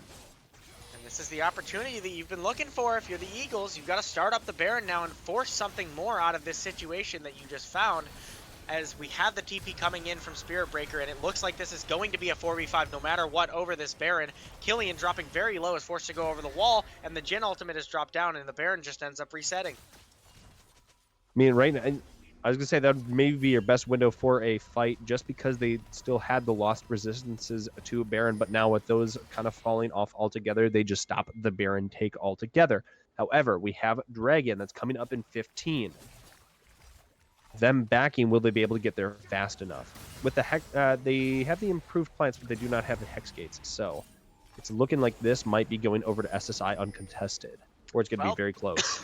This is Soul, so if there's a Drake to maybe int to try to steal, this could be the one for Killian. Okay. It's going to be getting quite low. Will Killian be able to grab it? No, that's going to be still going over to Viego. Now they're going to be turning this play onto Killian. Killian's going to be going down. That's going to be a cost of one of their teammates. Now Zazakil is going to be hopping away. That will be D-Scott finally giving up, and D-Shot giving up that shutdown. But this is now going to be a look for Baron. Okay, well, at least they were able to trade D-Shot back, right? I think looking for the steal there is fine. Where it becomes really sketchy is if Killian dies and nobody on the side of Sensei Squad Inari dies, because then they can just run a Baron and pressure you even more. And it's like, okay, now you lost the Drake, and we're going to make you fight us over Baron. Down a member and down your jungler. So things could have gotten really uncomfortable if they weren't able to pick up that trade kill on a D-Shot, but luckily the damage finally starting to come out from Hannah with that Rabadon's picked up over the wall, and now we've got a potential catch situation as we see Excalibur going around the side, and Spirit Breaker is forced to flash. Yeah, Spirit being forced to flash there is definitely not what you want to see. I don't think they can start Baron because Killian just got up.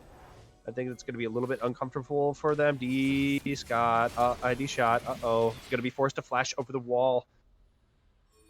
Man, a lot of flashes have been committed at this point. This Cataclysm is going to be finding a lot of value from here on out.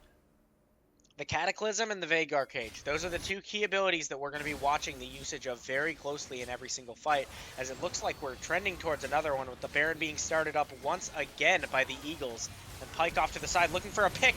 That's going to be grabs right now. They're going to be able to get the pickup onto Superfoe. Superfoe is going down immediately now. They're going to be using the Swain ultimate. Is trying to get as much as he can, but it's Excalibur just dunking people left, right, and center. Now, it's just Shidoko all by himself. It doesn't matter.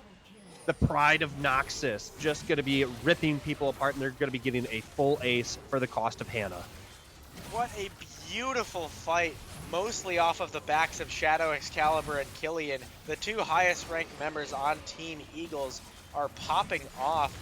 This Darius getting trapped, and I hesitate to say trapped, but trapped in the Cataclysm with 3 to 4 members of Sensei Squad Inari, able to land a massive Q that damn near healed him for his entire HP bar and set him up to just start ulting people and chopping off heads with the guillotine. Yeah, that was a crazy amount of work being able to be done by the Darius there. I mean, the pick comp that the Eagles wanted to pick last time really is just efficiently working now with just being able to isolate targets with who have no dashes, unable to get out of some of these CC options at this time. And I But have to Superfos going commend down immediately was crazy. Yeah, I have to commend Just Sam for that in specific, doing a really intelligent thing. When you're starting the Baron 5v5 on the map like that, you are almost never playing to finish the Baron. You're playing to find a favorable fight by forcing them into you and exerting pressure on them and then finding a really good snap engage while they're not ready for it, right? And that's exactly what Just Sam did there, is he actually wasn't hitting the Baron or in the pit at all. He was sitting off to the side, charging his hook, and then he was able to catch Super FOS caught off guard with that hook when they started walking in because they weren't expecting him to be there. And it's that pick that ultimately led to a very successful fight for the side of the Eagles and that now has them in a position where they are pushing in for what feels like maybe the first time this series. With all of this in mind, I think they're going to be trying to shove this in as many as they can with the Baron buff, and then they're going to be trying to fall back and get this this soul that they really desperately need. Kennan's going to be backing on the top side of the map, going to be shoving that wave in, forcing Hannah to come back and have to contest. Killian dropping some dances, kind of taunting his opponents right now over the wall as they're just kind of waiting for these waves to come in, looking to connect up with Genuine, pushing that wave down in bot lane. You see that Hannah based in order to match Spirit Breaker in the top side, both of them having teleport, of course. And now this wave is going to be pushing in. It's a little bit difficult to walk up successfully and hit this tower versus the likes of Jhin and Swain because they have a lot of zone control with the Jhin traps and with the Vision of Empire that Swain can throw down. That's his W. So it might take them a little while to push this tower, maybe a bit longer than they were hoping, but eventually SSI is forced to back off of the tower and concede, giving over a little extra gold over to the side of the Eagles and now allowing them to take their bases and come back out on the map, looking to posture to spend their gold and to fight for this Drake that could give them the soul and could be the beginning of the end for Sensei Squad Inari in this game. Yeah, an important thing to take note of is with the J4, you have the Demacian standard, which increases all allied units attack speed. So once you're able to get in that position and you're able to drop down that standard, everyone has that attack speed, and you're just able to rip through towers. But right now we're going to be getting into a fight. Just Sam's going to get the pull off. Here is the Cataclysm coming in. Shidoku has the ultimate activated. Demon Flare going to be putting in some work right now. But Shadow Excalibur trying to put in some work himself is stunned. That's going to be a stopwatch coming in from him. Are they able to do anything? Hannah on a double kill. Shidoku still trying to survive, do the best he can, but it will not matter. Absolutely eviscerated. And now it's just up to Superpost. That's going to be full ace, and I think that might be your dagger. Okay, I changed my mind. Veigar Cage is the MVP. Not a specific player, not I Love Hannah, not Shadow Excalibur. Veigar Cage is what won this game because in that fight, I want to say that Veigar Cage trapped one person in the center and stunned 4 people. Yeah, Event Horizon, I think, is the ability name. Sounds about right to me. It'll always be the cage. It'll always be the cage in my mind. And that is going to bring us to a game 3 as the Eagles, from what looked like a pretty dire state when we got back from the pause, it looked like they were on their way to getting 2-0 in this series, just found a few really good fights, especially that one around Baron, and were able to just bring this game all the way back and bring us to a game 3. Looking at this altogether, do you think, I guess, what do you think was lacking from SSI to be able to close this out? Was it just the Jhin option of going with the Dark Harvest? Was it kind of the Kennen in the top lane being unable to shut down the Darius? Or what do you think was the issue here? I think mostly just the way that you have to play fights versus the composition of the Eagles is very different than how you might be traditionally used to playing team fights, right? When you're playing into Vagar, you can't just hard dive and commit because that Vagar cage is going to decimate you. When you're playing into Darius, you can't just run at him because he's going to farm stacks on your front liner and then he's going to go kill your back line, right? You have to play in a very specific way versus those two champions in particular. And I just think that Sensei Squad Inari was not ready to rise to fighting those champions and putting in place the unique strategies that you have to in order to match those champions. Absolutely. But as we kind of wait for the draft for game 3, we will see you back very shortly.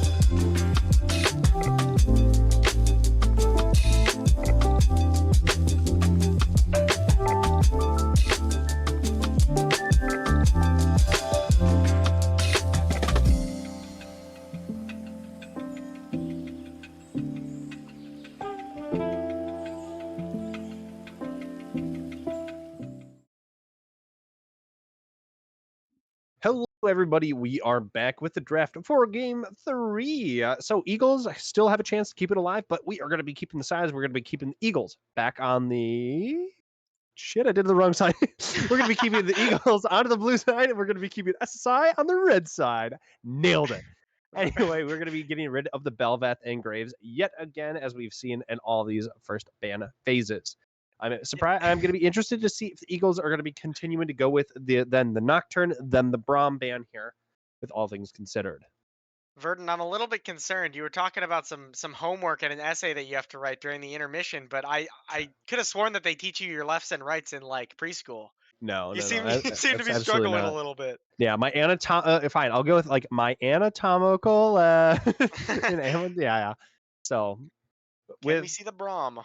Kale ban is really interesting, by the way. I wonder who on the side of the Eagles plays the Kale to a high enough level that they're scared enough to ban it. I feel like Kale is a champion that you see sparingly in general, let alone to be yeah. banned.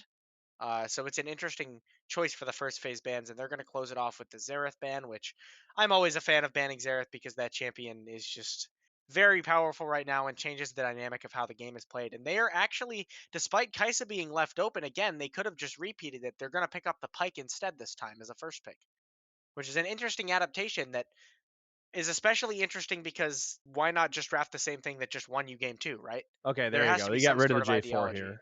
Good call. Good call. Taking away the J4, I think very smart here. Ezreal going to be slowing down the bot lane altogether or speeding up depending on how exactly you want to play it. But considering that they have Pike, maybe you don't want to be jumping into them. But with a Kale, you do have the option to flex it mid or top. But, Ooh, Vayne! Pike Vayne. could go top technically. And then you just make, Technically. yeah, I'm like, you could make, you could make Spirit Breaker super sad.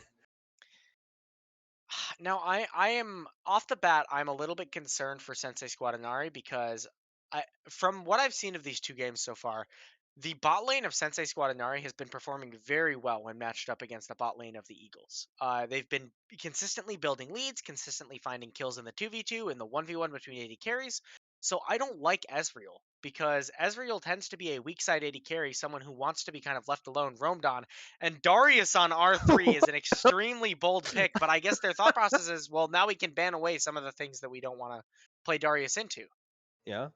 So they didn't like the Aatrox from game 1. Get them out. Yeah, and we're gonna see what they Kha'Zix is hit in also a wild response. lock, by the way. Yeah. Kha'Zix is a wild lock on 3. All right, there's the ban of the Swain coming in hot off the presses. That's gonna be the Silas ban. I think that's a smart choice. You got some fat ultimates to be taken across the board, but Alistar, we don't want this tanky disengage. Get it out. So who do you want to go up against Pike Vayne lane? Because I mean, usually like the instant maybe snap counter to Pike is then Soraka. Hmm. Oh, you're going Vayne? I mean, like, Soraka's a good Leona. individual counter pick. I think Yeah, Leona's yeah, fine to pick here because when you pick Ezreal, you're not always playing for the 2v2. yeah. Ezreal is so safe and he's so long ranged, and his arcane shift enables him to play alone so effectively that oftentimes what I like pairing most with Ezreal is something like an Alistar or a Bard who just leaves, and then Ezreal can just stay there by himself and farm from 2 screens away and use E if he ever gets in any danger. So the Leona can accomplish a pretty similar thing, as now we see the set locked in on the side of the Eagles, presumably for Mr. Shadow Excalibur in the top lane. This is all AD right now, as we're currently looking at it. Okay, Cassio. Ooh. Okay, so Cassio is going to be the first AP component that they really bring into their squad, but this is now going to be guaranteeing uh, that we aren't going to be seeing Vayne at the top side. So a little bit of sweat off the brow of Spirit Breaker, but Asol in return. I Okay. I don't know how to feel about this mid lane matchup. I think as a former Cassiopeia player, I think that Cassiopeia is really, really strong in a lot of games.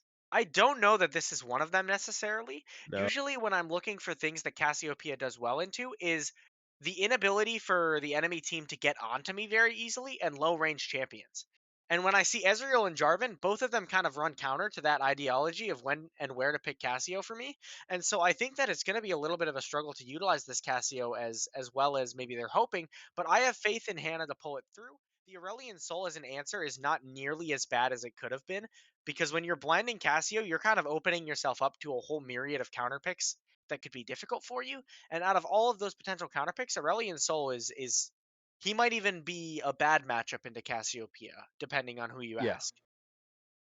It's very tame. I'm kind of curious as to what a soul build that they're going to be going. Obviously, there's kind of a myriad at this point, but I'm personally preferential to the unsealed spellbook variant that allows you to just kind of sustain a lot of times in lane or then beat some of these unfavorable matchups and just keep you in there. Um, we're going to be a little bit silly and quirky with some of these bans here, but so, with all these things considered, who do you think has the distinct advantage coming out of the draft phase? Eagles or SSI? I I pick SSI for a much more simple reason than I usually favor a team. I do not like compositions that have almost no hard CC. It's just very scary to play a game when you don't have the hard CC to lock down champions like Aurelion Sol and Ezreal, who are already really hard to get onto in the first place.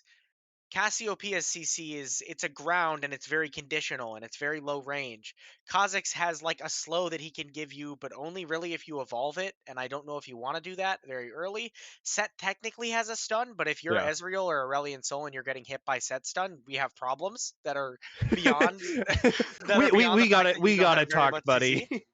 And Pike technically provides CC, but not in the same way that someone like a Nautilus or a Leona or an Alistair would, right? So a lot of the CC coming out from the side of the Eagles is very, very conditional. And for them to play out these team fights and successfully win out these 5v5s, they're going to have to, like, a lot of this hinges on individual player skill.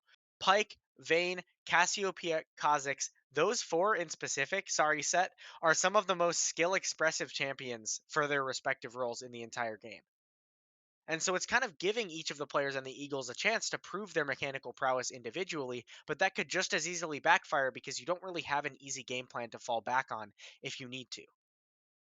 I think an important thing to take note of is like if Darius or like Leona get like a big lead, or then they extend really far into a player, you're then able to just grab them with set and then like I'm forgetting the name of the ability. You RKO them into the rest of the squad, which is 90% slow, I think, for about like second or second and a half, one of the two.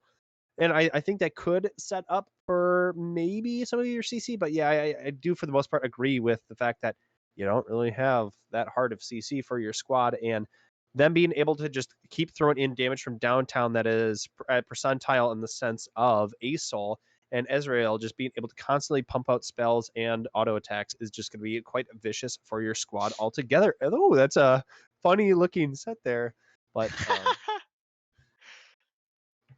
And I mean, so Shadow Excalibur taking Ignite in the top lane communicates something very clearly to me, which is that he wants to win this game on his terms.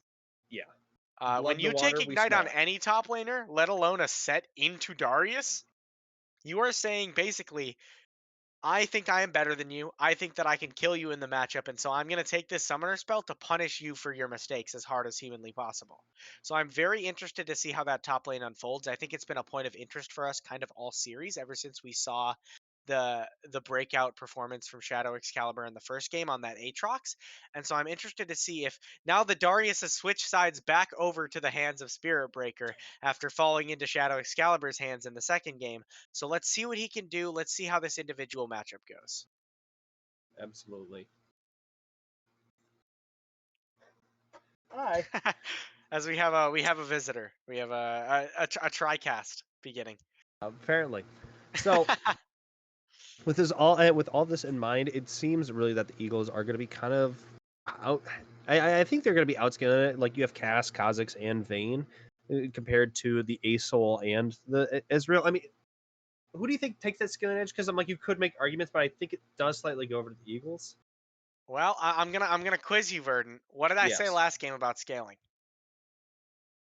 Uh, What scales the hardest? range.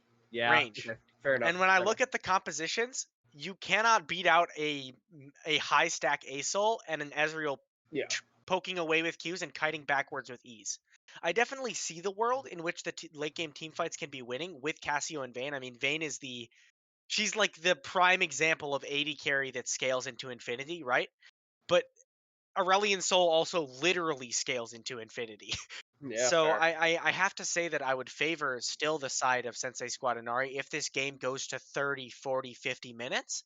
But I think that both sides have very clear ways to win fights. It's a lot more of a coordinated effort for the side of Sensei Squad Inari, whereas, like I was saying earlier, for the side of the Eagles, it's a lot of individual playmaking ability for them.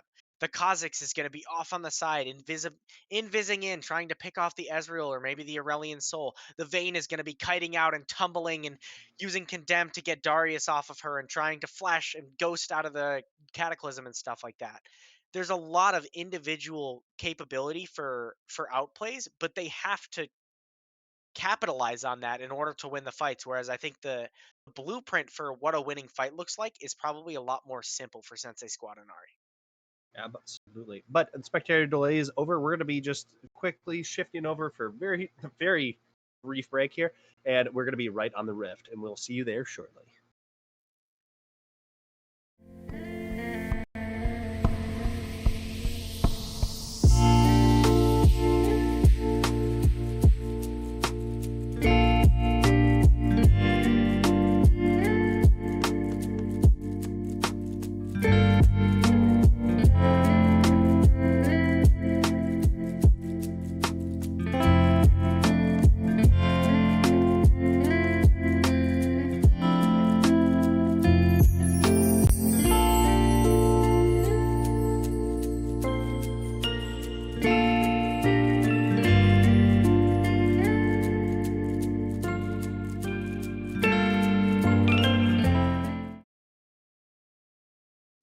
Hello, everybody. We are back with Game 3. We'll see how this rubber match will end up. But right now, we're going to be having Eagles back at the blue side versus SSI on the red side. They were looking for a top lane invade. They're putting down all the wards, but they kind of 5-stacked towards the bot side of the map.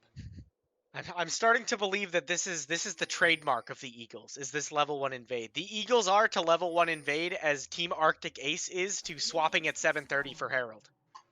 They do it every single game. It's kind of their go-to to get some vision in, get some early information on where Zazakil is going to be pathing, and it's going to pay off as they see both Spiritbreaker and Zazakil sitting in the same bush that they warded. And so that's going to give their bot lane a little bit of freedom to play, knowing that Jarvan is going to take a while to get towards bot lane. And it's also going to give Shadow Excalibur the information he needs to know that Jarvan, if he is coming top, it's going to be at around or before that 2 minutes and 30 timer, and once the timer crests over that period of time, you can feel pretty safe as the top laner that Jarvan has crossed over into his bot side and is just opting for a longer, more extended clear.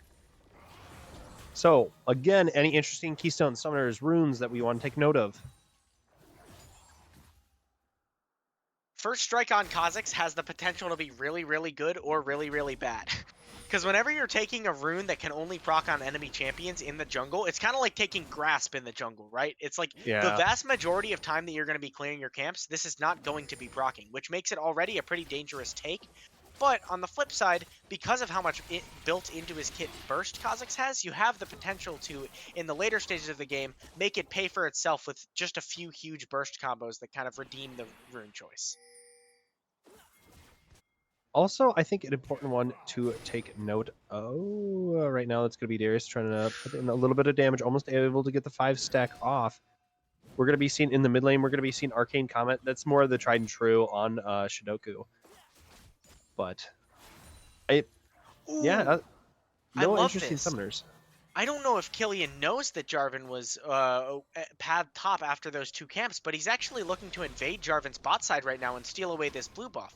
I feel like they didn't see him on any vision, so this might just be really good game sense by Killian, thinking that Jarvan had two camp to top, and they should be able to steal away this blue buff before Zazakil is able to find them. Absolutely, but then you also have Zazakil coming in from the sideline here. Did already throw down the Demacian Standard, no flag drag. You have Leona coming in from the sidelines. She has the wrong angle. She's not going to be able to get there. Now they might be coming after Zazakil. That's going to be hop over the wall. Ezekiel going to be forced to flash out, unable to get that hook. But now you have D-Shot coming in. You still have Cassio looking for a play over the wall. They did drop the control ward, and I think this is just going to be a Gromp to take it.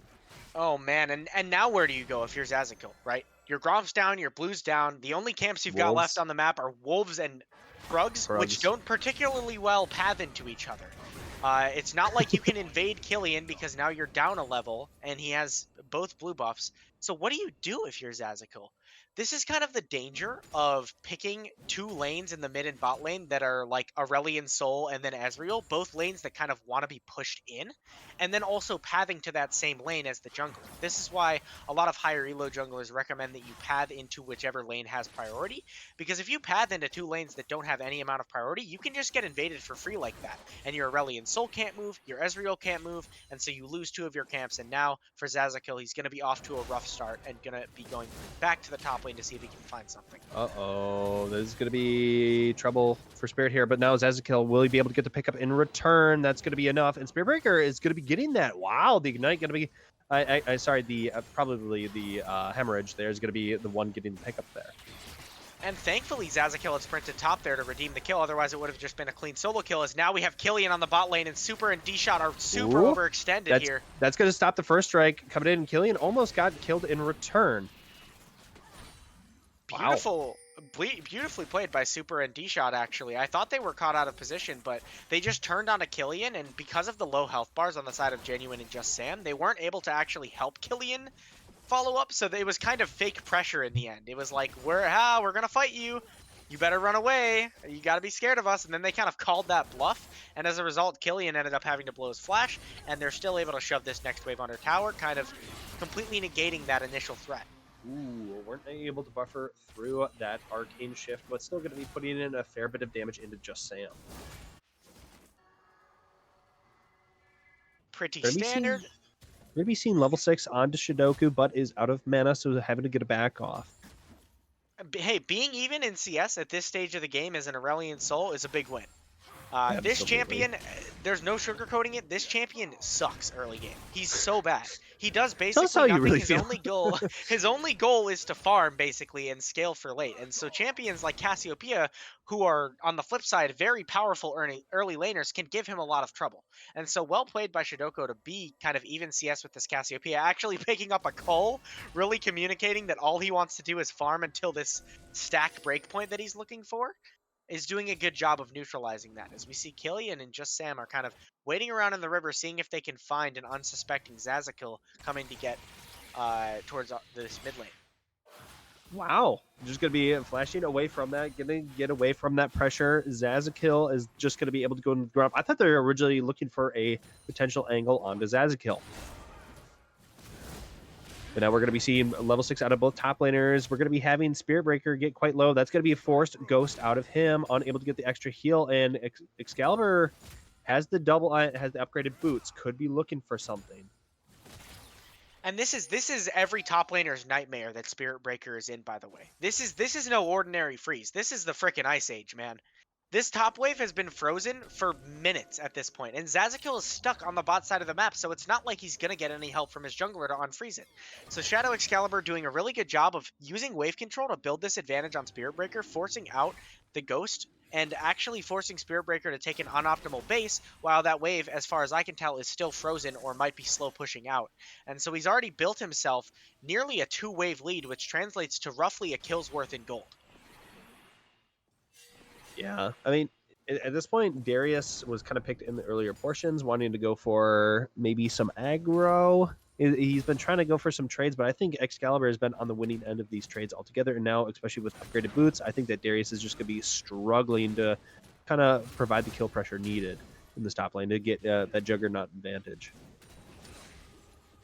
Meanwhile, on the bot side of things, a pretty comparable CS lead has been built for Super FOS, as Genuine is going to pick up a little bit of the CS under tower, but a reasonably sizable CS lead in the favor of Super FOS.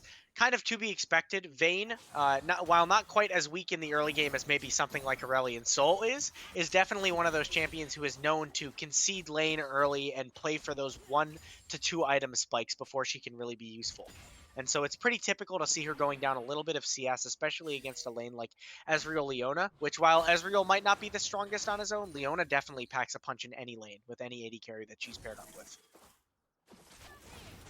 Right now, ooh, that's going to be a nice grab, and a Genuine going to be pulled back into the tower. That's going to be forced flash out of that. Genuine going to be having to flash away themselves, but is unable to get the pickup with the Arcane Barrage.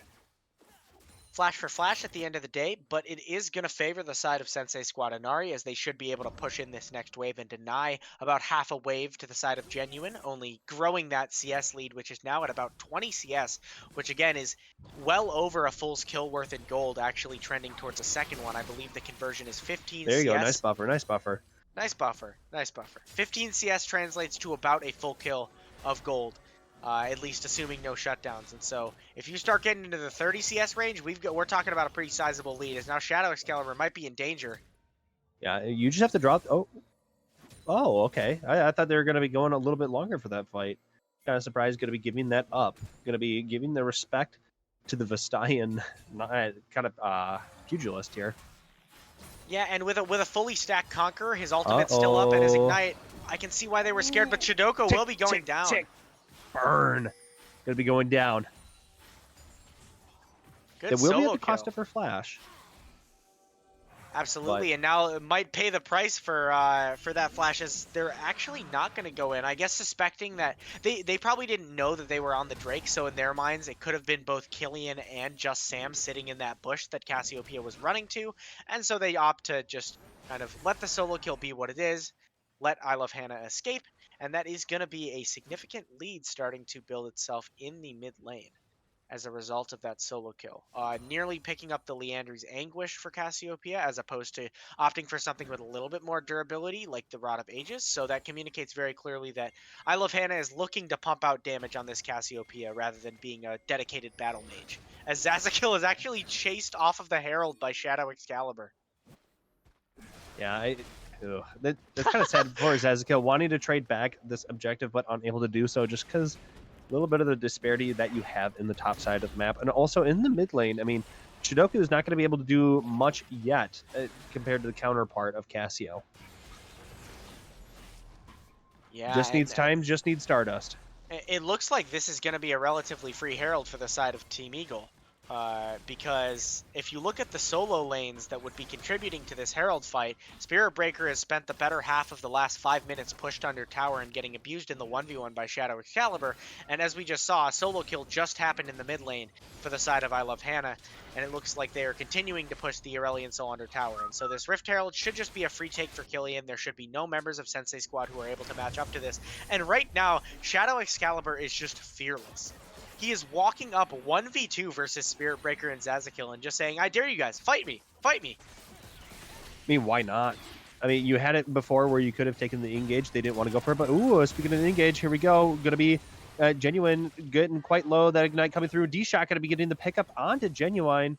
And yeah, just Sam going to be able to play away from this. This is going to be Vayne just unable to get more farm yet again. This is going to be effectively 2 kills with just the CS, going by the math of before, but then also D-Shot getting that. That's going to be putting a lot of pressure against them, but in the top lane, that's going to be the RKO coming through. With this burn beat enough? I don't think so. Oh, yeah. That's set passive right there. That is set passive, is the only reason that he lived through that bleed. And we see all summoner spells as well as both ultimates being expended by top laners. Won't result in a kill for either side, as just Sam actually finds Super under the tower. He'll pay for it with his life. Both supports picking up kills is usually going to favor the Pyke, though, because he's the support who actually does stuff with gold.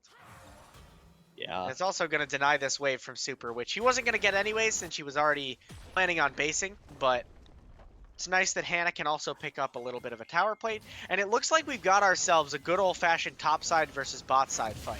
Genuine is very far behind on the Vayne, and so it's going to be a lot of how well can Super and D-Shot perform in these team fights versus the members of Team Eagle, the Kha'Zix, the Cassiopeia, and the Set, who have all built individual leads in their positions thus far.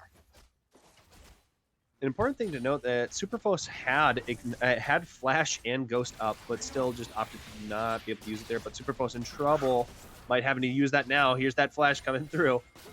And that's why he needed it. He needed it for that. He was saving it because he knew that in a minute's time he would need it. Absolutely. An oracle, to be sure. And we see an ultra-conservative scaling type build coming out from Shidoko here on the Aurelion Soul. Not only was the Cull grabbed early, but he's also going for the Crown of the Shattered Queen, which is going to minimize the amount of damage that he's able to deal in these earlier stages of the game. It should be fine later because he'll be able to get his stacks and scale up. And what Crown does really, really well in this composition is that no members of Team Eagle are really able to proc that crown very easily. We have a very, very low range composition, and so if they're in range to proc that crown, they're probably already fighting, and that crown is going to be a lot more significant and serve a much greater purpose than it might versus a different team comp where maybe one or two of the enemy members are able to proc that crown a little bit more easily. As Shadow Excalibur is just beating up Spirit Breaker in this top lane. Gonna be able to, I was gonna say, gonna be able to get this 5-stack off. Does not have flash, so is not gonna be able to convert this into a kill necessarily. And you still have set passive. That's just gonna be kind of healing him up. He doesn't require mana. Darius is kind of getting low on mana, so Darius is just slowly just gonna get grinded out of this top lane. These top laners are brawling, though. I mean, they are fighting every time they have their cooldowns up. They're fighting till both of them are walking away bloodied and gruesome. And most of the time, it's seeming to favor ever so slightly Shadow Excalibur because both times he has been the one who is able to shove the wave under afterwards, grab a turret plate or two, and then take the base significantly after so that he's able to spend his gold in a more effective way. As we do see Sensei Squad Inari posturing around this Drake, they do have the Sky's Descent from Aurelion Sol, which is the ultra mega strong version of his ultimate. So this might be the time for them to kind of pull the trigger and fight over something. Right now, that's going to be Ezekiel trying to get the flag drag. That's going to be D-Shot trying to get the grab onto Killian. Killian's going to be flashing out. A lot of stuff was put into Killian, but Killian's going to be getting away from this. Is quite low. Most of them are full health on the side of SSI. They could turn this into the Dragon.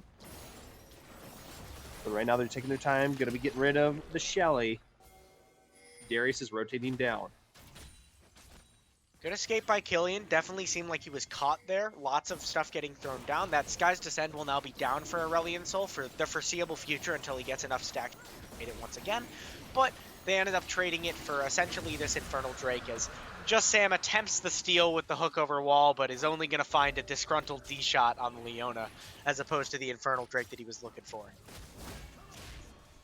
But with the Darius rotating on down, we're going to be seeing Shadow Excalibur just putting out a lot of damage into the top side. But there's going to be Ghost activated by Spirit Breaker. He's going to be missing the Q here, so this might just disjoint the play altogether. Oof. You hate to see it. Yep.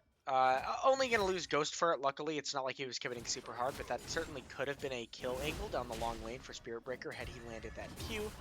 And now the top laners are just going to trade back. A really nice dodge on both the E and the Q, and that might be go time for Shadow Excalibur as he's going to throw down the Ignite and could have thrown down the ultimate, and there he does. The Showstopper is the one you were looking for earlier. Yes, yes. And now we got the TP coming in from Shidoko, which because he's Aurelion Sol, he should be able to pick this up by flying overhead. And that will be actually a shutdown. Going in the pocket of the Aurelion Sol is a little bit scary for the Eagles. Absolutely. I mean, you always got to be aware of dragons that vomit stars and galaxies, so. You don't see those every day. Yeah, no, not typically. Imagine just like some poor astronomer back in like the 1600s, just like looking through and just seeing that in the sky. He just probably just gets excommunicated by the church. But anyway, we're gonna be shoving into this mid lane. Ooh, we're gonna be seeing the first strike damage coming through. Zezkiel just gonna Plus get 78. absolutely decimated down to half health in the blink of an eye. There's that first strike. Plus 78, baby. He basically just that killed the Mura, cannon baby. minion. But now they're going to be rotating this into a Rift Herald. Do you think that this is a little bit of an ambitious call, or do you think this is going to be perfectly fine? Well, neither of the players who were just presiding in the bot lane have teleport. I Love Hannah is going to be pathing out of base towards the Rift Herald, but it is going to take a while to get here. So it seems like they're just going to try to rip the fight as early as possible, as all things considered, I Love Hannah will be getting here before the Darius. Uh-oh, Super Post absolutely in trouble. That's going to be Sam getting the pickup. Now, will they be able to get Shelly? It's not looking like a positive situation. Doku trying to fly away with Astro Flight. Will be enough to get away, but that's going to be 3 members falling down in response to this. And now with the Rift Herald that they secured being dropped in the mid lane, they're going to make it not just 3 kills, not just a Rift Herald, but they're going to turn it into a tower. This Darius is pushing through the bot lane, getting as much response gold as he can, but this is a big swing in gold, and especially the fact that a lot of that gold is actually going to be going on to the carries, the Cassiopeia and the Vayne, on the side of the Eagles. Pike did just solo die up against Ace on the top side and give away a shutdown. Ooh. Yeah. This Aurelion Soul might be a problem. I mean, he's already on Yeah. 2 items based off that. He's gotten 2 big shutdowns, the first one coming from Shadow Excalibur and the second one coming off of an extension from Just Sam. The biggest thing when you're this far ahead in the game, and I say this far ahead as if their lead is bigger than they are, just because it feels like it is, oddly, more than a 2,000 gold lead. The biggest thing that you have to avoid is getting overconfident and giving away some of those shutdowns, because with the in-game kind of comeback mechanics, it's very possible that a game that looks completely winning can turn into an even game with just a few given away shutdowns. So with all this in mind, we have the Dragon coming up in 130. We have the Baron coming up in 50. Do you think that there's even a world in which you'd really want to contest Baron? I don't think there's a large enough lead, but do you see the possibility for such? Yeah, whenever the gold lead is this insignificant, I tend to believe that neither team really wants to go for Baron here. So I doubt that we'll see either of them hard commit to it. Both teams, I expect them to play for this Ocean Drake first, that is spawning in a minute. We'll see who actually ends up wanting to take the fight over it. I feel like both teams are at pretty strong power spike points right now. You have the Stride Breaker on the Darius, the Gore Drinker on the Jarvan. You have Aurelion Soul with 2 items and his Sork Shoes. Ezreal ideally should be able to get to Manamune right before this Drake. I'm not sure how much gold he's sitting on right now, but that's a big power spike that you really kind of have to wait on for Super. He's sitting on 700, so he might not be able to grab that before the Drake. And on the other side, on the side of the Eagles, you have some solid power spikes coming through as well, as Set is showing off his muscles and his items as he's actually completed his Blade of the Ruined King, which is an interesting choice for Set top lane, and definitely communicates that side lane split pushing kind of endeavor, as Killian is going to show up and force Spirit Breaker to blow his flash. Yeah, but nice reactions. With Killian on the top side of the map, this might open up a very easy angle to then go for this Dragon. We're going to see if Killian's able to speed his way over to this play altogether. Are they starting the the Dragon Baron? Is up in 5. Wow. Hold on a minute. It's 20 minutes. They're looking to duo this with Set and Kha'Zix. Now they're moving the Vayne up, and I don't think Sensei Squad Inari has any idea that this is going on. No. Actually, Spirit Breaker might be able to check in a second here, but it's already at 5,000, and the members are coming up from Drake. They should have this. Yeah, this looks like it's going to be a free objective altogether. Now, okay, that's not going to be at the cost of Spirit Breaker, but this is going to be a third Dragon of the game going over to SSI. This is going to be now with Ocean Soul on the table. Obviously, they're not going to be close at this time. That is a huge find by the Eagles. I mean, when you really think of how valuable Baron is, especially when compared with, I like to say that third Drake is one of the most bait objectives in the game when both teams have one Dragon. Because neither team actually has this Drake put them into Soul Point, let alone, they need one more Drake to even get into Soul Point, and then they would need another one to actually get the Soul. So at best, you're playing for a win condition that is like 12 minutes away, as opposed to the immediate value, not only from the gold, but also from the pushing power of the Baron. It's not even remotely close to trade off that third Drake for the Baron. So a great call by Eagles, as now Shadow Excalibur is in a little bit of danger. We got the knockup. The RKO going to be trying to get him out of this play altogether, but that's not going to be enough. That's going to be the Noxian Guillotine slamming him into the ground. Not able to throw out the Set W. It's hanging on by a thread. I'm still alive. That tower is me, how close I am to losing my shit at all times. The solo queue mentality when jungling, yes.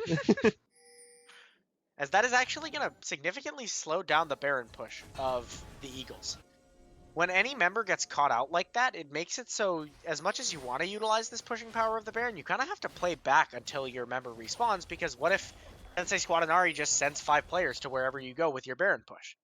Now you're playing a man down, you're in danger of losing the fight, losing your Baron, throwing the game, so it's a little bit safer just to lean back and not worry about having to push anything, but it does mean that a large part of this Baron timer is going to end up being pretty much wasted on the side of the Eagles, as they're mostly just favoring to get positioning, get vision around this bot side, and farm first strike wherever possible if you're Killian.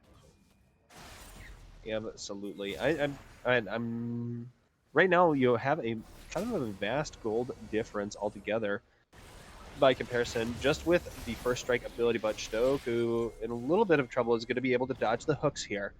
But There's the we're going to be crown. seeing a 1,500 gold difference, between the junglers. I think mostly off the back of that first strike, because obviously we look at Kha'Zix. He hasn't really been a part of a lot here of the interaction on the side of Eagles.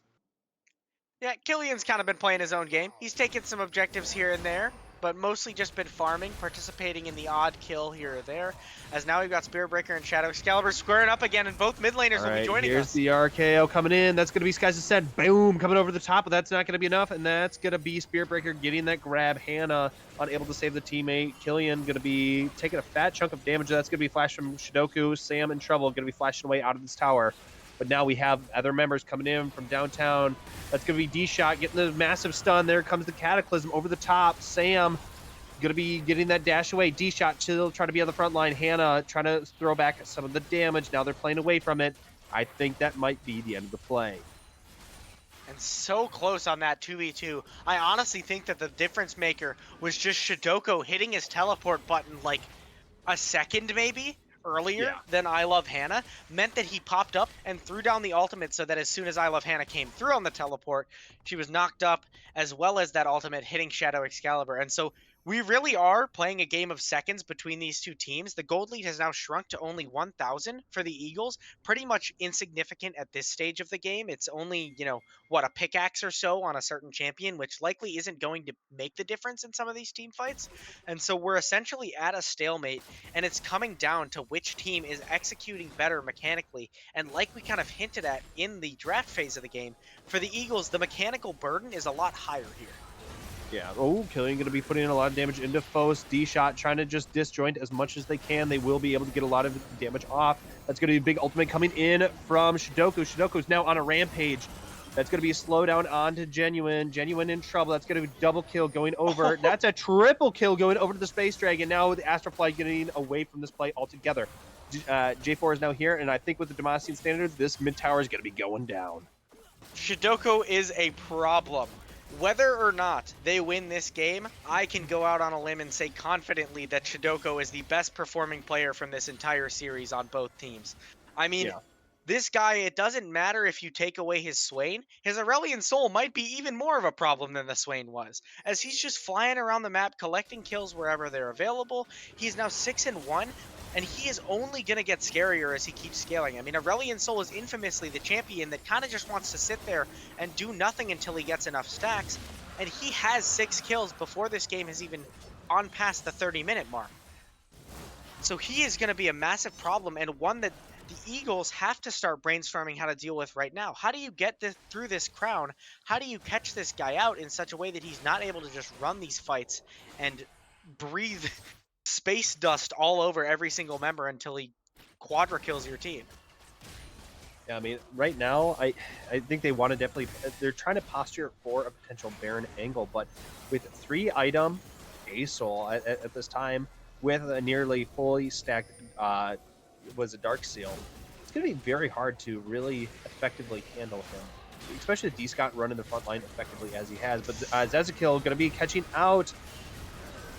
Oh, yeah, that's not going to be enough. Spearbreaker is going to be getting that pickup. Excalibur was looking kind of clean with it at the beginning there, but then just quickly submitted to the damage coming in from the rest of SSI. But now they're trying to play away from this altogether. We have Baron up, just spawning now. Will they be rotating over for it? And it looks like they will. They very much should be, and this is a make or break moment for both teams. This is most likely where the game itself is going to be decided, unless on the side of the Eagles they decide that there's no shot that they can actually contest this. They're trying to path Killian around to see if they can get a steal angle, but he won't make it in time, and so instead they're just going to opt to push down the mid lane and take a tower back for their loss, basically, which is about the best that you can get in this kind of situation. And this game has very clearly just swung to favor Sensei Squad Inari, as they're able to pick up the Baron. It is now their turn to play, and we have a potential death push coming out from the Eagles here. All right, will anyone take it? Now we're going to be seeing Superfos and D-Shot pushing up. They are on the wave. Just Sam going to be then showing up here briefly. That's going to be a nice dash away from Fos, but Fos is just going to be submitting to the terror that is the Eagles. Even that shutdown over to, was it Genuine here? Yeah, hilarious that the 0-2 and 6 Ezreal had a shutdown, but as a result of how well their team has been taking objectives on the map recently, it makes sense.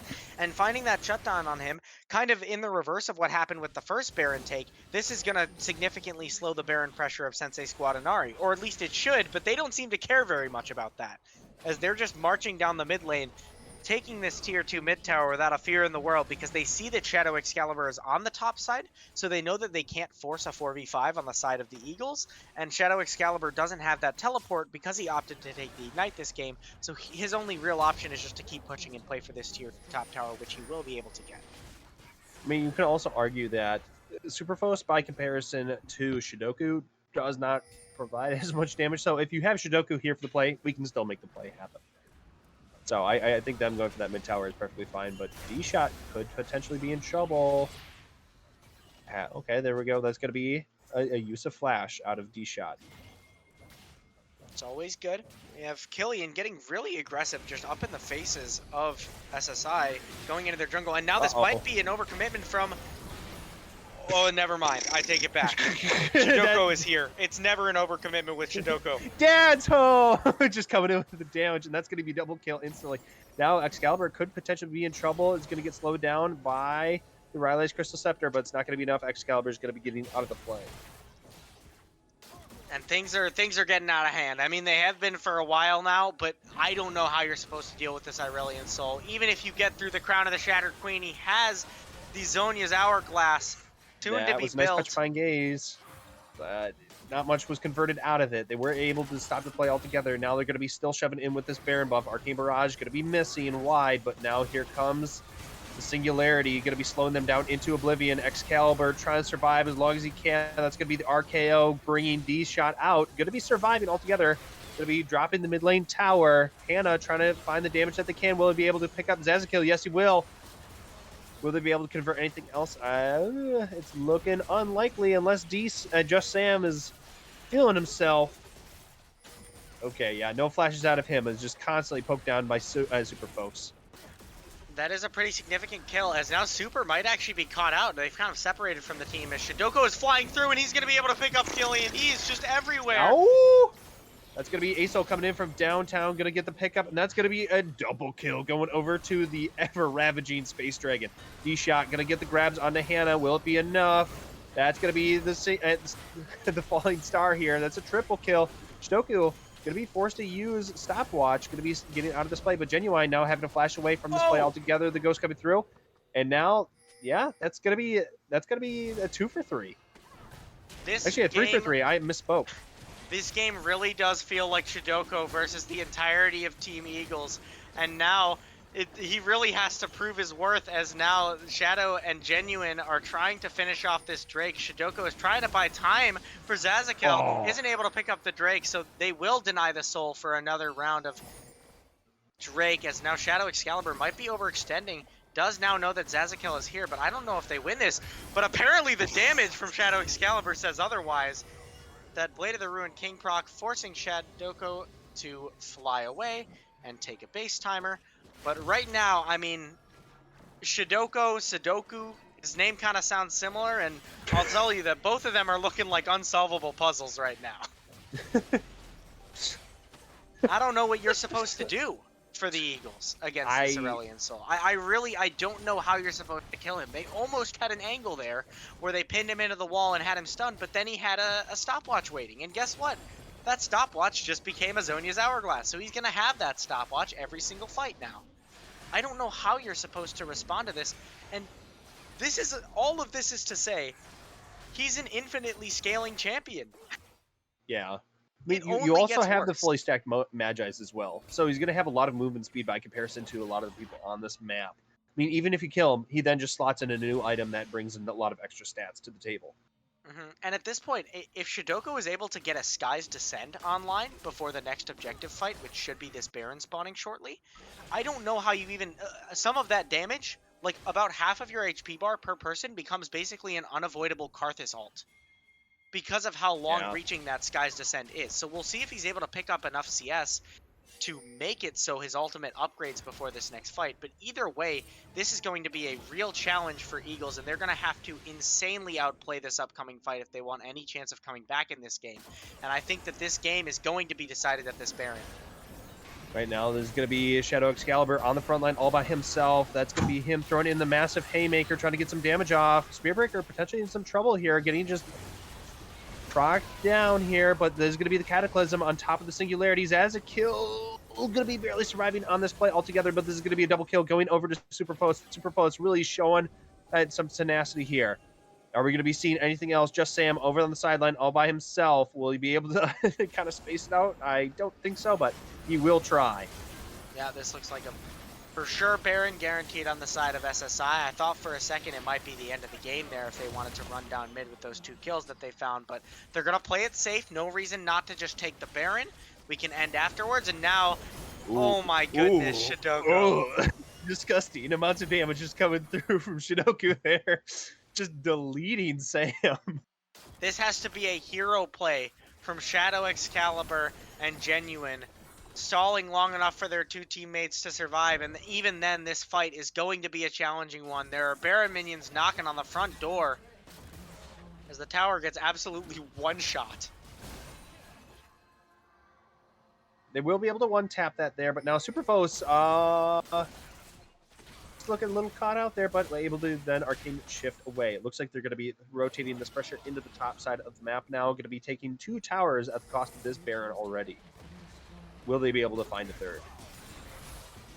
How can you find Shidoko? That should be the only question. That is the only question. They did just pop the Shattered Crown, but right now there's just going to be Sam in trouble. There's going to be a massive ultimate coming through. Shattered Crown, Spearbreaker getting the pickup against Excalibur. Now there's going to be big petrifying gaze, but it will not matter. Shidoku still alive, burning through, Genuine! putting out the damage. Genuine all by himself as the only person left, and that's gonna be the full ace, and that's gonna be your game going over to SSI and thus killing the Eagles.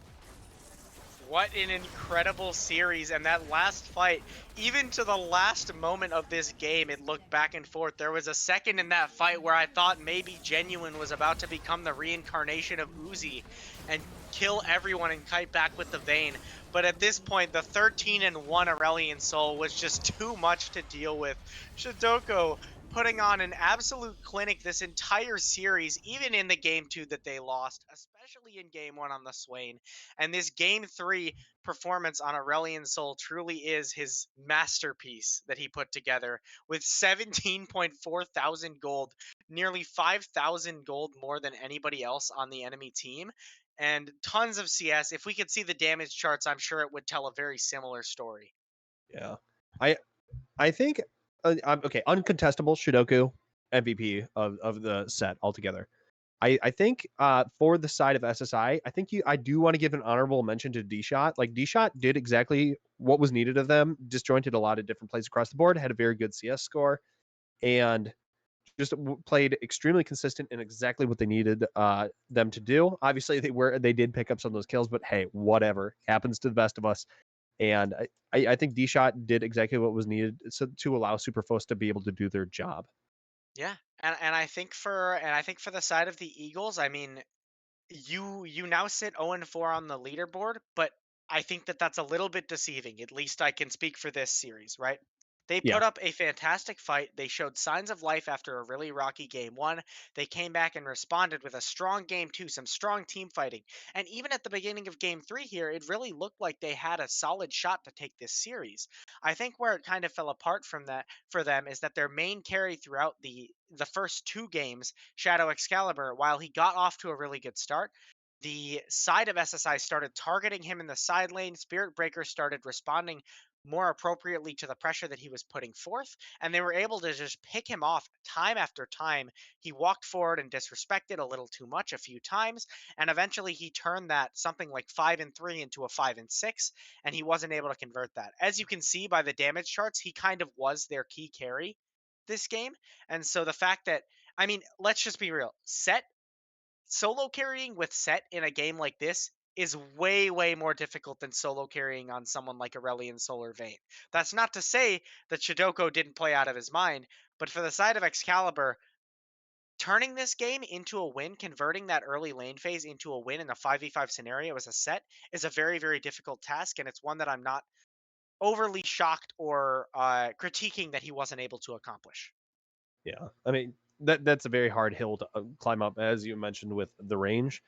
You kind of get outranged by Asol at the end of the day, and with having maximum health, magic damage from the Asol just coming in from downtown, yeah, it's pretty hard to stop. Also, I mean, even if you throw set on the split push, I don't think that really changes too much of this game altogether.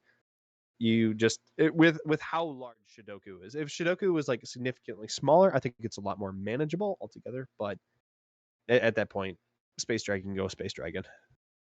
Yeah, and I mean, I have to say, just like phenomenal series from both sides. Honestly, this was the most back and forth game that we've seen so far.